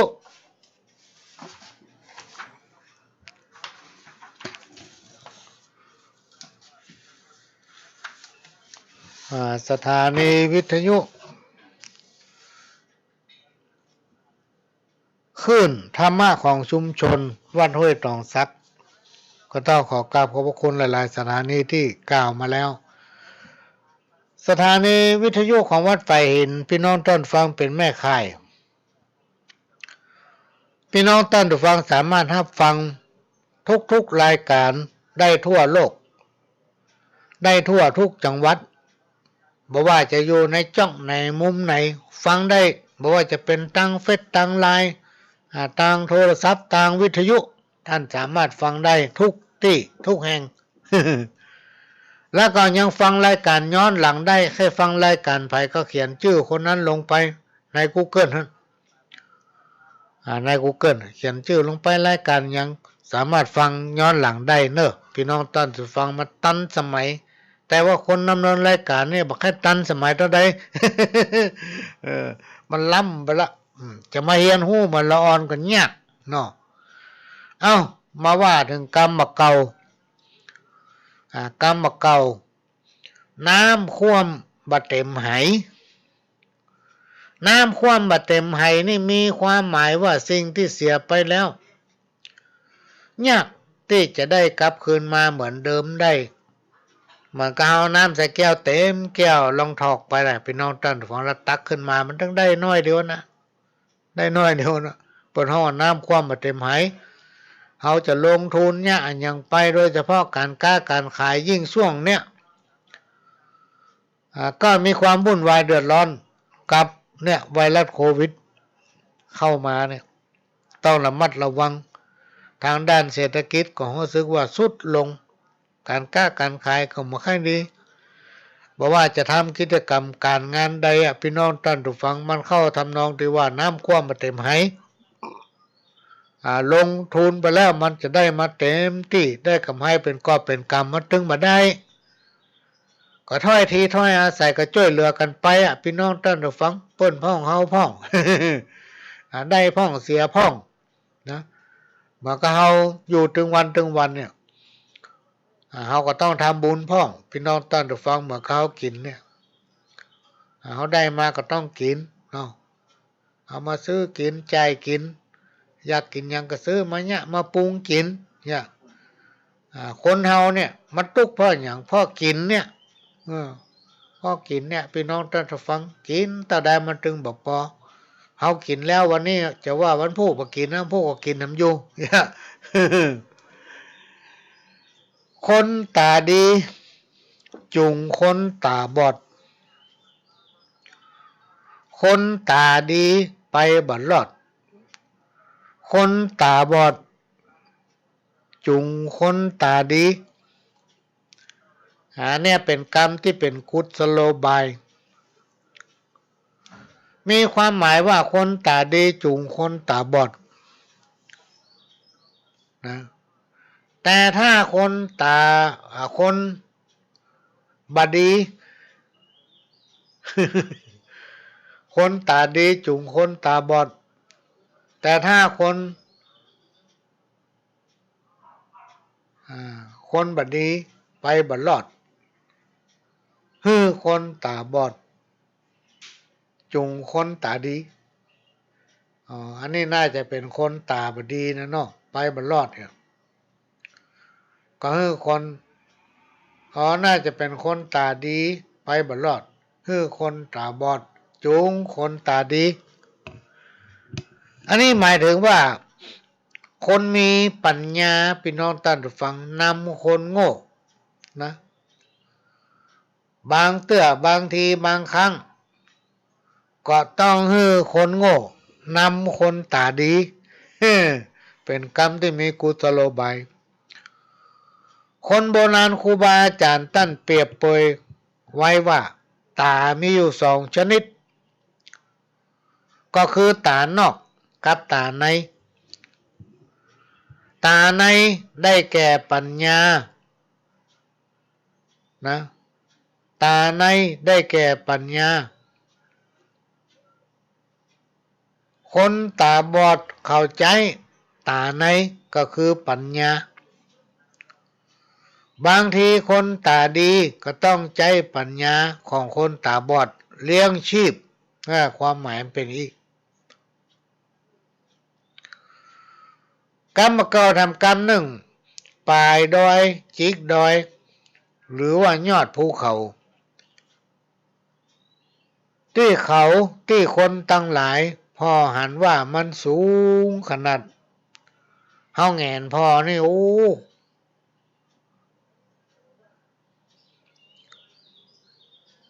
จนบ่ปวดคอดอยเนี่ยมันสูงแต่สูงว่าใหญ่ได้ถึงใหญ่ถึงสูงพอแล้วมันจุ้ม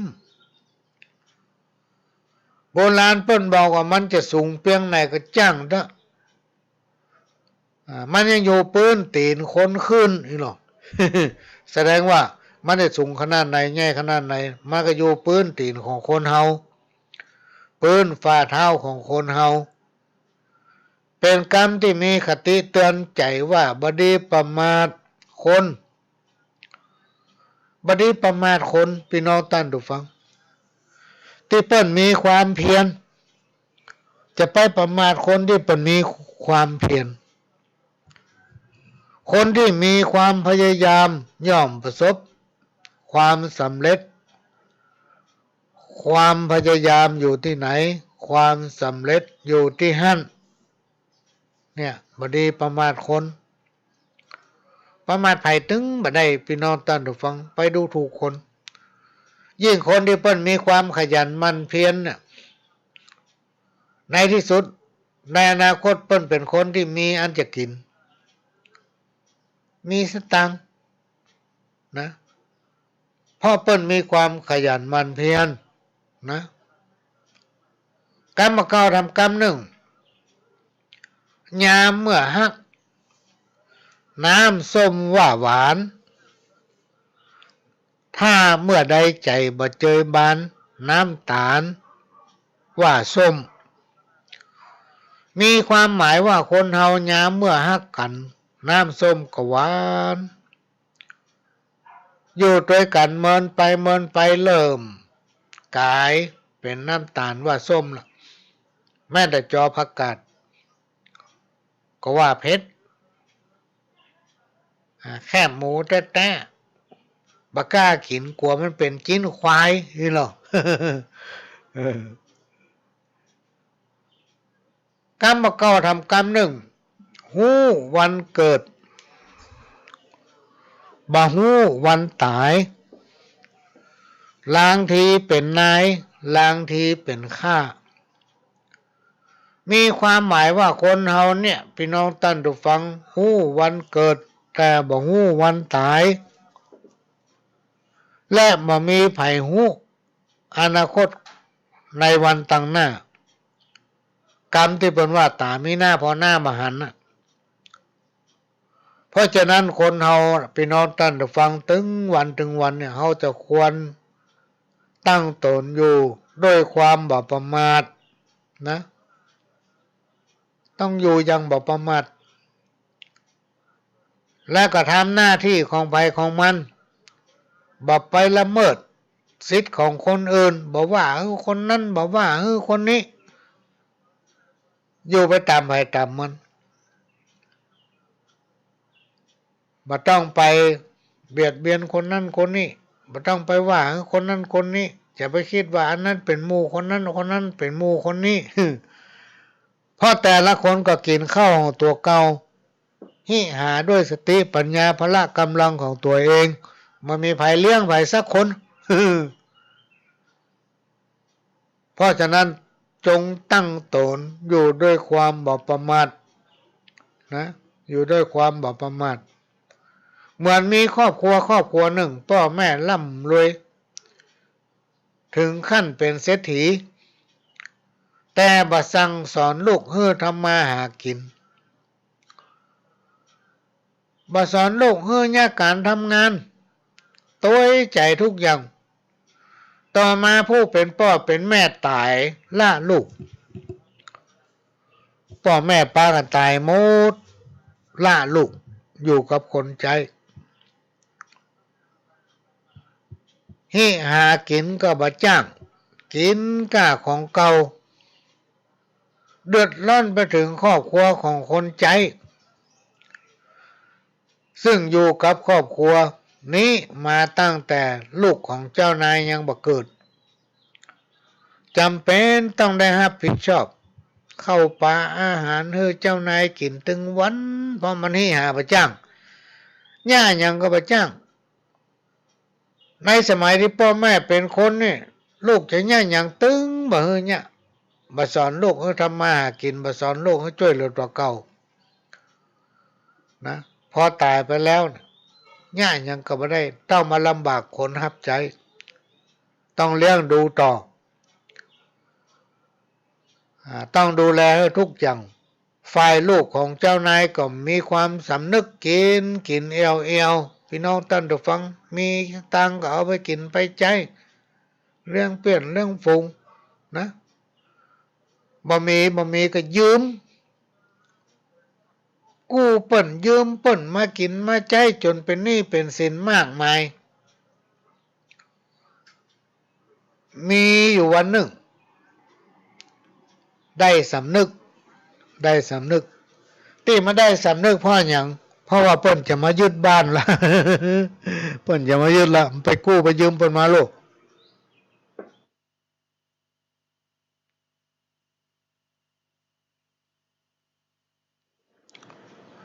ไปยืมเปิ้นมากินมาใจเปิ้นจะมายึดละจะย่างใดดีจะเงินที่ไหนมาใจถ้ามีเงินใจเปิ้นวันพรุ่งนี้เปิ้นจะมายึดละ2-3 วันเนี่ยเปิ้นจะมาละมายึดละเปิ้นยื่นกำหนดถึงมาแล้วแก้วแหวนเงินคำก็หมดได้ข่าวว่ามีพระธุดงค์ตนหนึ่งจำวัดปรากฏอยู่ในจังหวัดแห่งหนึ่งเจ้ามืดของวันหนึ่งได้ขับรถออกจากบ้านวันค่ำพี่น้องท่านผู้ฟังถึงจะไปถึงที่พระธุดงค์พอไปถึงก็เข้าไปหาพระธุดงค์พร้อมกับเอ่ยปากขึ้นว่าข้าพเจ้าตั้งใจจะมาขอเลขเด็ดจากหลวงพ่อธุดงค์เจ้าข้าไอ้ท่อไม่ได้นี่มีเอาละหมดเนื้อหมดตัวละขอหลวงพ่อธุดงค์เนี่ยเอาเลขเด็ดให้ข้าเจ้ากำเตอะเอกพระธุดงค์ก็ลุกขึ้นพี่น้องท่านผู้ฟังจี้หน้าจะมาหาเฮาเนี่ยหยังวะเลขเด็ดก็อยู่หันโลยจี้ไปที่รถอันนั้นเลขเด็ดนี่แหละแล้วก็เดินออกจากกฎไปโดยบัดเหลียวพอหน้านางคนนี้โอ้มันโคตรว่าโอ้เฮาอุตส่าห์ขับรถมาตั้งแต่เจ้ามืดเพื่อมาขอเลขจี้หน้าเฮาก็จะมาเฮาหยังเลขเด็ดก็มีหันโลยขับรถปิกบ้านพอไปถึงบ้านบ่บ่จ่ายยังตักยังพี่น้องท่านผู้ฟังจอดรถเสร็จกับเข้าบ้านปิดประตูต้มเข้านอน ตึงบ่ลูกมากินข้าวกินน้ำพอมาตอนเช้าของวันนั้นก็มายอมลุกลงบ้านลงจองทุกเจ้าของวันที่หวยออกพี่น้องท่านผู้ฟังคนขายหวยจะมาหั่นเป็นประจำทุกงวดนะเพื่อเอาหวยมาส่งให้ เอาหวยมาส่งให้ถึงหวยลัดหวยเก่งใต้ดิน ฝ่ายคนใจบักก้าห้องพี่น้องท่านทุกฟังบักก้าห้องลูกของเจ้านาย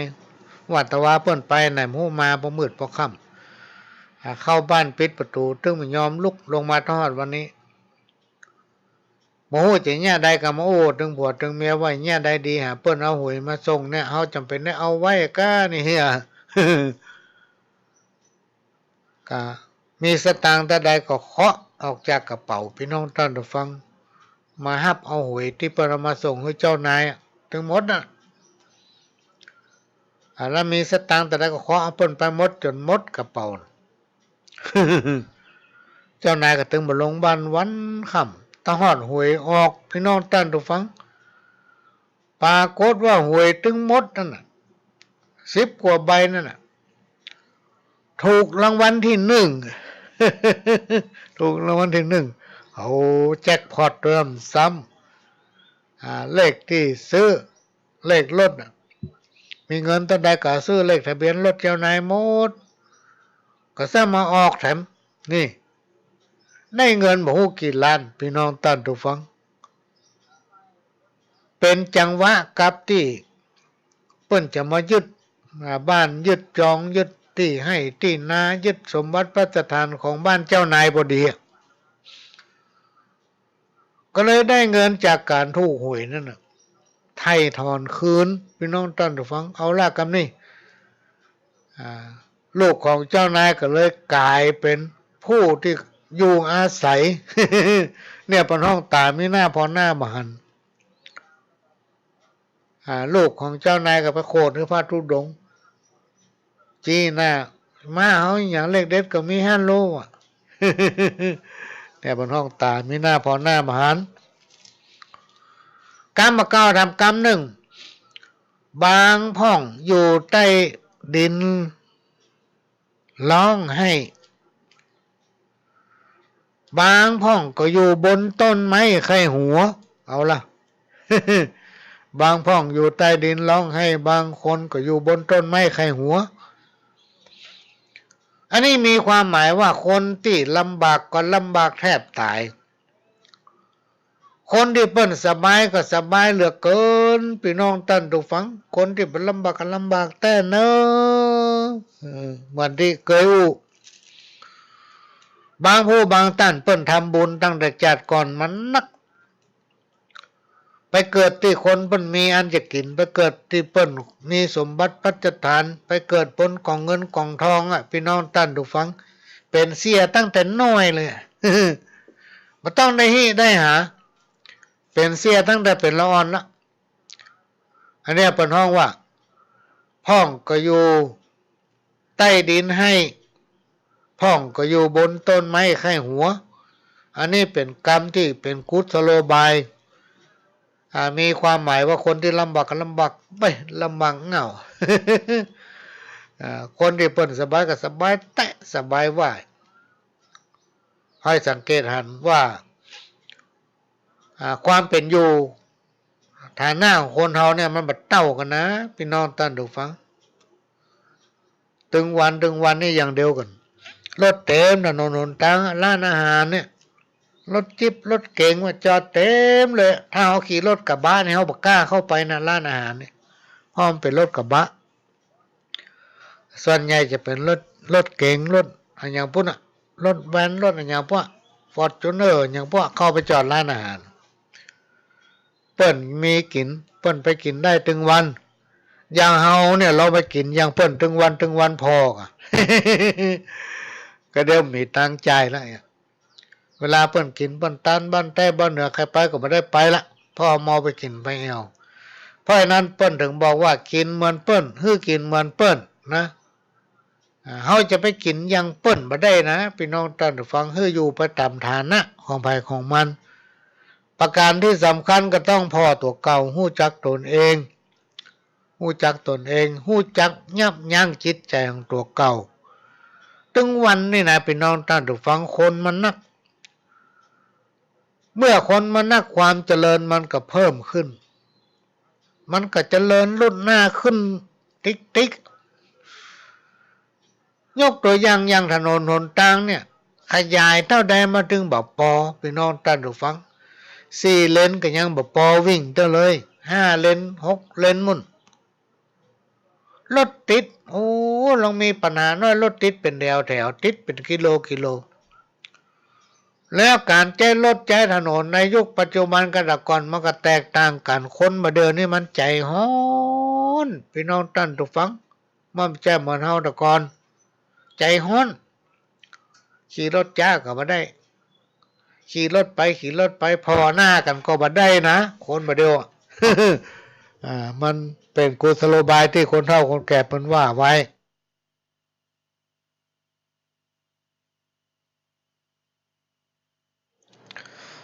เปิ้นจะสั่งสอนให้พ่อให้แม่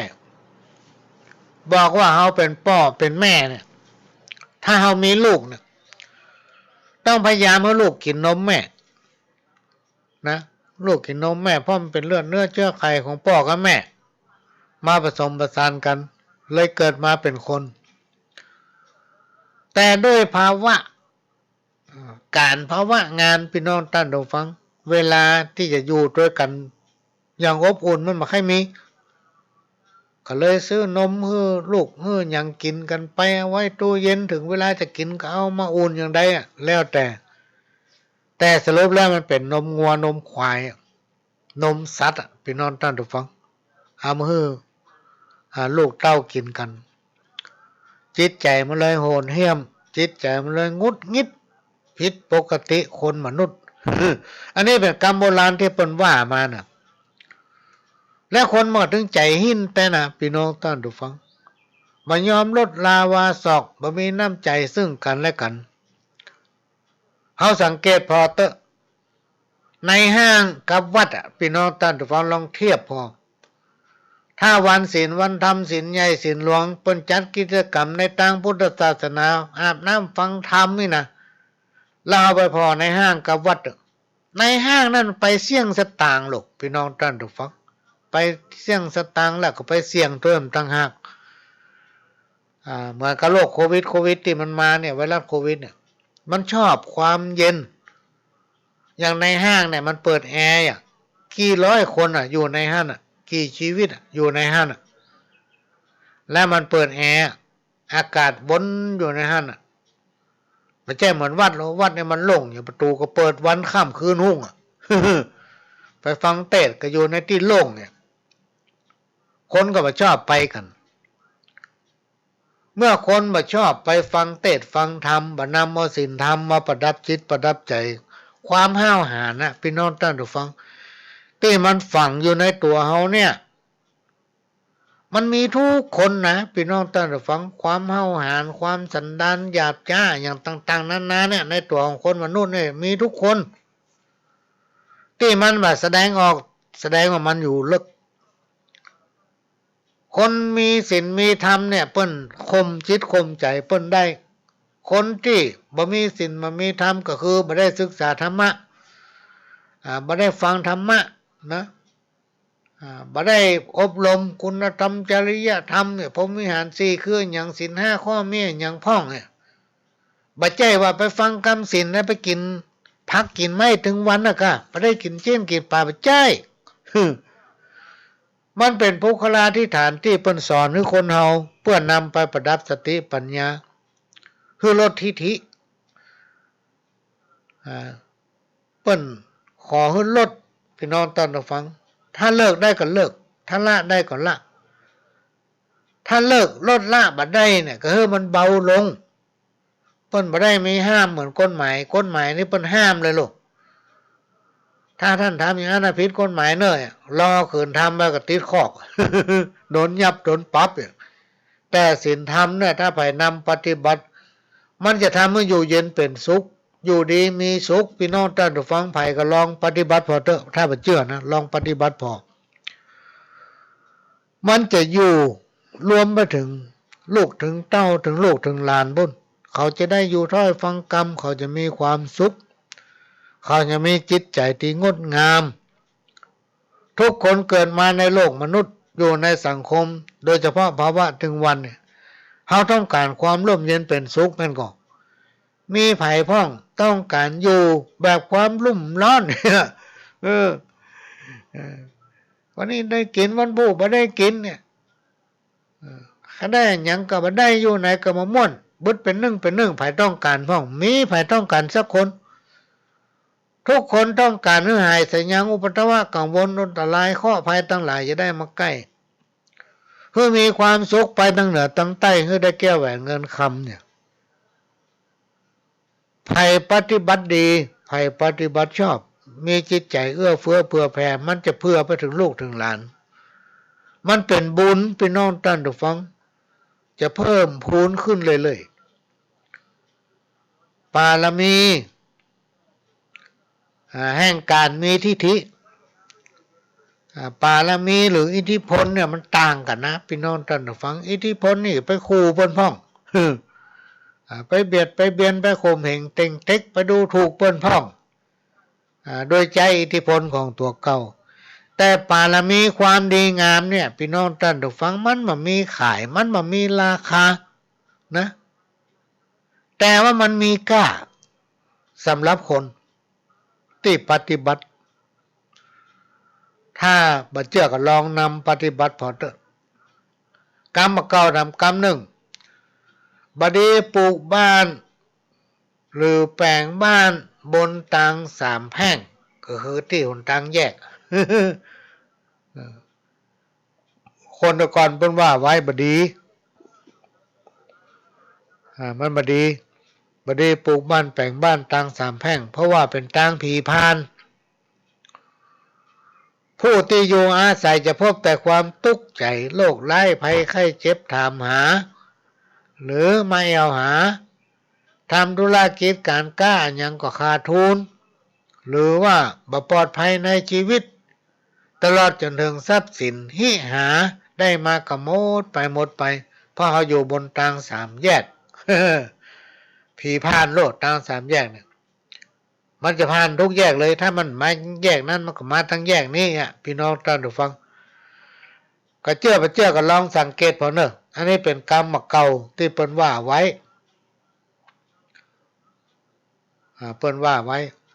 และทำประการหนึ่งบดีปลูกบ้านค่อม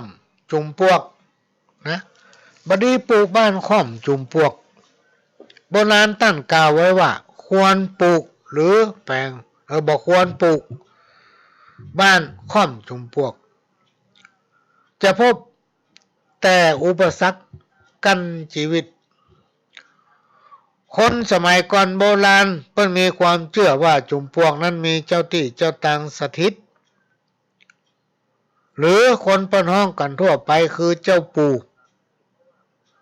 การที่เฮาเข้าไปบุกรุกปลูกบ้านแปลงเฮือนทับมันเนี่ยเต้ากลับไปลบหลู่เปิ้นก็จะถูกปู่ลงโทษทำให้ชีวิตความเป็นอยู่พบเจอแต่สิ่งที่บ่ดีมีอุปสรรคอยู่ตลอดเวลาทำอันยังก็บ่ค่อยเจริญก้าวหน้าอันนี้เป็นกรรมเก่าที่คนเฒ่าคนแก่เป็นแต่งแต้มเขียนไว้พี่น้องท่านผู้ฟังบ่เชื่อก็ลบหลู่บ่ได้เนาะ ก็ลองฟังไว้และพิจารณาพอเนอะ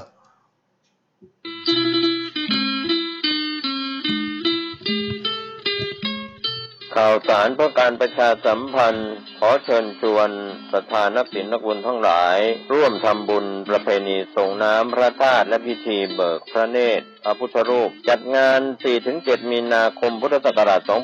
2564 ณ วัดร้องอ้อตำบลสันติเสื้ออำเภอเมืองเชียงใหม่จังหวัดเชียงใหม่ท่านที่จะร่วมบุญแล้วก็ติดต่อสอบถามได้ที่ 063-263-6399 ได้ทุกวันก็เป็นงานทำบุญประเพณีส่งน้ำพระธาตุและก็เบิกพระเนตรพระพุทธรูปของวัดร้องอ้อตำบลสันติเสื้ออำเภอเมืองเชียงใหม่จังหวัดเชียงใหม่ 4-7 มีนาคม 2564 เชิญท่านร่วมงานนี้โดยพร้อมเพรียงกัน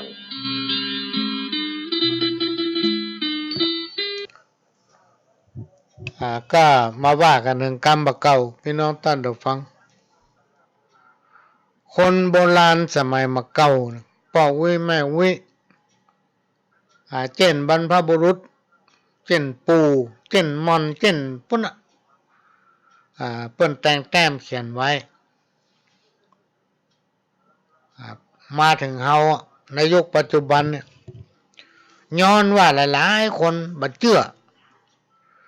ในสิ่งที่คนแตะก่อนเนี่ยเปิ้นแต่งแต้มเขียนไว้ที่เปิ้นสั่งไว้ว่าอันนั้นบ่ดีนะไอ้เน้ออันนี้บ่ดีนะไอ้เน้อเฮาบ่เชื่อมันก็เลยมีความเป็นไปเลยพี่น้องท่านฟังพ่ออย่างพ่อเฮาบ่เชื่อกรรมเก่าเนี่ยเป็นสิ่งที่ครูบาอาจารย์เพิ่นบอกว่าฮีบหอยที่คนเฒ่าคนแก่อีป้อยแม่เพิ่นปฏิบัติสืบตามกันมาสมัยก่อนนั้นเพิ่นอยู่เย็นเป็นสุขพี่น้องท่านผู้ฟังโอ้เพิ่นอยู่กันม่วนกินกันล้ำพริกบ้านเหนือเกลือบ้านใต้บ้านจองนี่บ่ใช่มีหัวแล้วหลังพอยุคปัจจุบันเนี่ยบ้านติดกันยังบ่ฮู้จักกันเลยอย่างนี้เป็นต้นเพราะหยังพ่อเบากรรมพ่อกรรมแม่เบาฮีบหอยแตะก่อนมานำปฏิบัติกรรมเก่าบดีนอนเอามือกายหน้าผากมันเป็นกุศโลบายเพราะว่ามันจะทำให้ยากจนหาความเจริญมาได้เปิ้นมือนอนเอามือกายหน้าผากลูกเป็นคนที่กึดนักเนี่ยยากจนไปติ๊กเพราะว่ากึดไปมือกายหน้าผากตัวกระเดียวมันรับล่ะ กินข้าวแล้วบ่ขึ้นอย่างนอนมือกายหน้าผากกินข้าวแล้วบ่ขึ้นอย่างนอนมือกายหน้าผากเนี่ยรับตลอดเวลาหาความเจริญมาได้ต่อมามันเป็นยุคโลกาภิวัตน์มันเป็นยุคที่สมัยพี่น้องท่านผู้ฟังลอนถามว่าบดีนอนเอามือกายหน้าผากจะยากจนหาความเจริญมาได้จะมีแต่ว่าการนอนเอามือกายหน้าผากเป็นการแสดงถึงความทุกข์ใจและเป็นการแสดงออกของคนที่กึดนักหรือเป็นลักษณะของคนที่มีจิตใจอ่อนไหวอ่อนแอเป็นคนที่มันมีความอดทนพอไปเจอเรื่องที่ประสบอารมณ์เข้าน้อยก็กุ้มอกกุ้มใจเมื่อกุ้มอกกุ้มใจก็มักจะเกิดความทุกข์คนโบราณสมัยพ่ออุ้ยแม่อุ้ยเพิ่นจึงได้กล่าวเป็นกรรมกุศโลบายไว้ว่าบดีนอนเอามือกายหน้าผากเวลาเรามีความทุกข์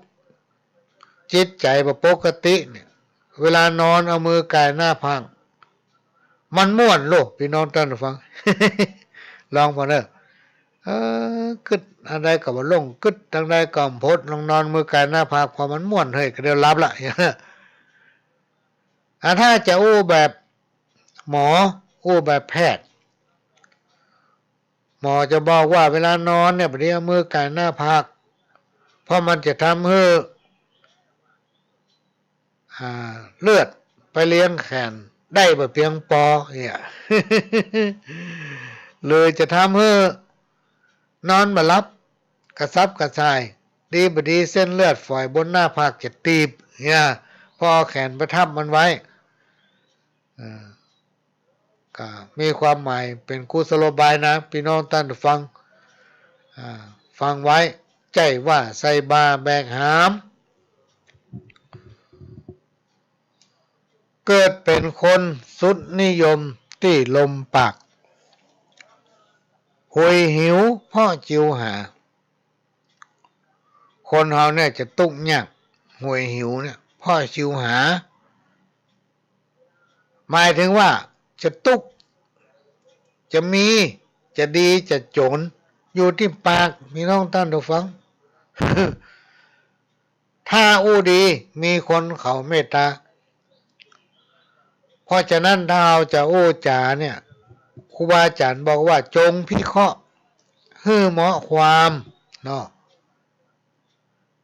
จะยากดีมีจนอยู่ที่ปากยิ่งถ้าเราเป็นพ่อค้าแม่ค้าเนี่ยเสน่ห์เมตตาของพ่อค้าแม่ค้าเนี่ยอยู่ที่ไหนบ่อยู่ที่ท่านไปลงลักปิดทองบ่ใช่อยู่ที่ท่านไปเปลี่ยนชื่อสกุลพ่อแม่เปิ้นฮื้อมาดีแล้ว เป็นมงคลกับตัวเก่าแล้วบางคนบอกว่าค้าขายบดีต้องไปเปลี่ยนชื่อบางคนก็คิดว่าค้าขายก็บดีเกี่ยวกับวันเกิดวันน่ะบัดจับสลกว่าก็ตัวเกิดมาเป็นคนก็ถือเป็นบุญโขแล้วไปโตดวันเกิดทำเขียนป้ายห้อยคอตัวเกิดวันติดแต่เขียนป้ายห้อยคอว่าข้าเจ้าเกิดวันอังคารนี่เหรอจะฮื้อมันแหง มีแต่หรอพี่น้องท่านผู้ฟังบางคนนี่ขี่รถสีแดงก็ยังมีหน้าไปพ่นสีใส่ตั้งข้างใส่ตั้งหน้าใส่ตั้งหลังรถคันนี้สีเขียวนี่เหรอก็รถสีแดงแต่ ไปพ่นสีทับหารถคันนี้สีเขียว เนี่ยทุกอย่างพี่น้องท่านผู้ฟังบ่ได้อยู่ที่อย่างซากอย่างอยู่ที่ปากของเขานะคนมันจะมิ่งขนาดโคตรขนาดเข้ามาเขาแค่หัวแซมันเหียก็มันเหียก็เดียวความฮ้อนทิฐิของมันจะลดลงจากความมิ่งความโคตรมันก็จะลดลงมาเหลือน้อยแล้วก็หายไปในที่สุดเพราะเขากับมันดีเขาจะกล้าจะขายอย่างถ้าเขาจ้างถ้าเขาดีมันเป็นสีแก่ปากหรอกใครอยากกินอย่างก็ได้กินนะเปิ้นกินอย่างตั้งบ้านใต้บ้านเหนือถ้าจะล้ำแต่หอมเนี่ยมาได้บอกว่าเฮ้ยได้ไปทางปุ้นเฮ้ยได้กินอย่างเปิ้นพ่องจะซื้อมาเพื่อเน้อก็เดี๋ยวเปิ้นได้กินอย่างเปิ้นก็ตักมือเขาเวลาเปิ้นเอาของกินอย่างมาส่งก็ต้องว่าลำนะพี่น้องท่านผู้ฟังอันแต่ว่านะเอาแกงปีมาส่งเขานะบัดลำแตะบัดลำว่าเนาะทำกรรมมันถึงบอกอย่างมาทำซ้ำถึงมาได้กินละต้องว่าดีไว้ก่อนอะไรบดีก็ว่าดีแล้ววันหน้าก็ไปสอนมันอันที่หุ่นแล้วนาบดีเน้อครูบาอาจารย์ของพ่อหลวงนี่เปิ้นจะทำอย่างนั้นพี่น้องท่านฟังท่านได้บดีเปิ้นจะให้หัวดักเนี่ยวันใดวันหนึ่งถ้าปัญหาเอาลมดีๆเป็นห้องไปอันนั้นบดีนะไอ้เนอะอันนี้บดีเนอะทุกคนจะโดนอีหมดมันอยู่ที่ปากเขาพี่น้องท่านผู้ฟังเกิดเป็นคนสุดนิยมที่ลมปากจะตุกจะยากหวยหิวพ่อชิวหานะถ้าเขาดีก็จะมีคนเมตตาเวลาเขาจะจานอย่างจงพิเคราะห์ให้เหมาะความเขาเป็นแม่ก้าพ่อก้าเปิ้นไปเขาต้องต้อนรับเปิ้นบางคนโมโหจากไผมาบ่ฮู้จากไหนมาบ่ฮู้แปลงหน้าใกล้หน้าบืนเฝ้าของอยู่ในกาดท่านเนี่ยเขาไปถามอันนี้ตะไดครับมุ้ยปากใส่เขาก็เตียวหนีไปซื้อบ่ได้ขายแล้วแปลงหน้าใกล้หน้าบืนอยู่หั่นไผจะไปซื้อ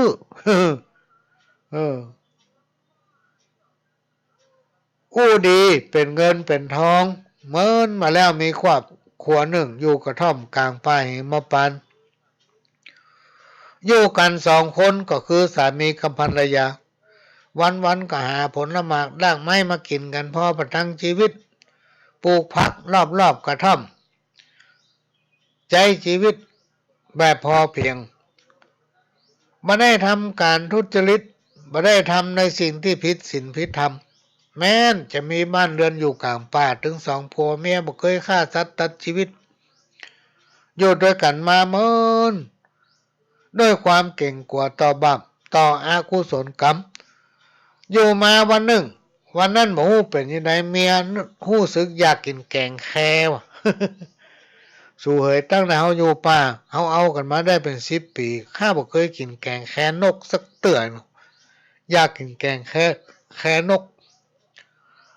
บอกให้สามีไปซ่อนยิงนกสามีก็ไปกำธนูออกบ้านไปถึงปืนต้นไม้กันยิงขึ้นไปไม้มาพี่น้องท่านผู้ฟังยิงเอาจนใบไม้กองลงมาตกลงมาเป็นกองไม่ได้นกสักตัววันต่อมาขันย่าอย่างนั้นไปยิงใบไม้ตกลงมาเป็นกอง ได้เป็น2-3 วันจนห้อนใจถึงเทวดาอาฮักที่อยู่รักษายังป่าหิมพานต์แห่งนั้นจำแรงแปลงกายเป็นผ้าขาวมาหาว่าไอ้หนุ่มเอ้ยตาอยากกินข้าวขอข้าวให้ตากินสักคาบเตอโอ้หม่อมหมีเตียวห่อมากับกุ้มกินก้าเฮาน่ะถ้าอยากกินข้าวแต้กับไปบ้านเฮาไปป่าสีผ้าขาวนั้นมาบ้านทั้งที่ตัวเองก็บ่ใช่มีอย่างพี่น้องท่านผู้ฟังพอมาถึงบ้านผู้เป็นสีภรรยาก็ลงมือกันต้อนรับขับสู้เอาน้ำเอาท่ามาสู้เนาะผู้เป็นสามีก็บอกเพิ่นอยากกินข้าวขอกินข้าวก็มีข้าวพี่น้องท่านผู้ฟังกำน้ำพริกข่าพระหนึ่ง ยกมาสู่สีพระเขากินแล้วเปิ้นก็ฮื้อปอนบอกว่าวันพุกเนี่ยฮื้อทั้ง2ผัวเมียเนี่ยไปช่วยกันหาบเอาไว้ไม้ที่ผู้เป็นสามียิงกล่องไว้น่ะปิ้งมาบ้านเนอะฝ่ายผู้เป็นสามีก็มาอู้กับภรรยาเปิ้นให้รำคาญงาที่เขาไปยิงใบไม้เป็นกองในป่าหั่นพวกมาเจ้าเขาไปช่วยกันหาปิ้งนอดตัวน้อยตื่นเจ้ากับป้ากันเอาก๋วยกันใหญ่ๆไปพี่น้องท่านผู้ฟังไปใส่ใบไม้ถึง2ห้ามมาถึงบ้านเอาไว้หน้าบ้านพี่น้องท่านผู้ฟังว่าวันพุกก่อนก็เอาไปเซาะขว้างเอาไปซ่อเผาพี่น้องพอตื่นเจ้ามาพี่น้องท่านผู้ฟังใบไม้2 หาบกลายเป็นทองคำเพราะหยังพ่อทั้ง2คนนั้นอยู่ในศีลกินในธรรมบ่เบียดเบียนบ่ว่าสัตว์และคนมนุษย์บ่ทะเลาะบ่แว้งเป็นผัวเกี้ยวเป็นเมียแสงบ่เบียดเบียนคนนั้นบ่ว่าคนนี้นะจนได้แก้วแหวนเงินคำเต็มหาบถึง2 หาบตอนนี้เวลามันจะหมดแล้วนะพี่น้องท่านผู้ฟังก็หลวงก็จะให้ฟังสปอตทำสักรอบหนึ่ง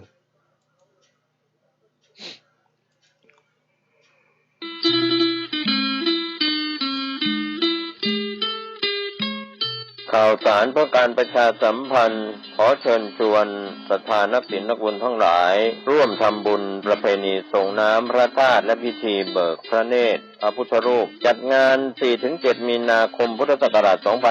2564 ณ วัดร้องอ้อตำบลสันติเสื้ออำเภอเมืองเชียงใหม่จังหวัดเชียงใหม่ท่านที่จะร่วมบุญแล้วก็ติดต่อสอบถามได้ที่ 063-263-6399 ได้ทุกวันก็เป็นงานทำบุญประเพณีส่งน้ำพระธาตุและก็เบิกพระเนตรพระพุทธรูปของวัดร้องอ้อตำบลสันติเสื้ออำเภอเมืองเชียงใหม่จังหวัดเชียงใหม่ 4-7 มีนาคม 2564 เชิญท่านร่วมงานนี้โดยพร้อมเพรียงกัน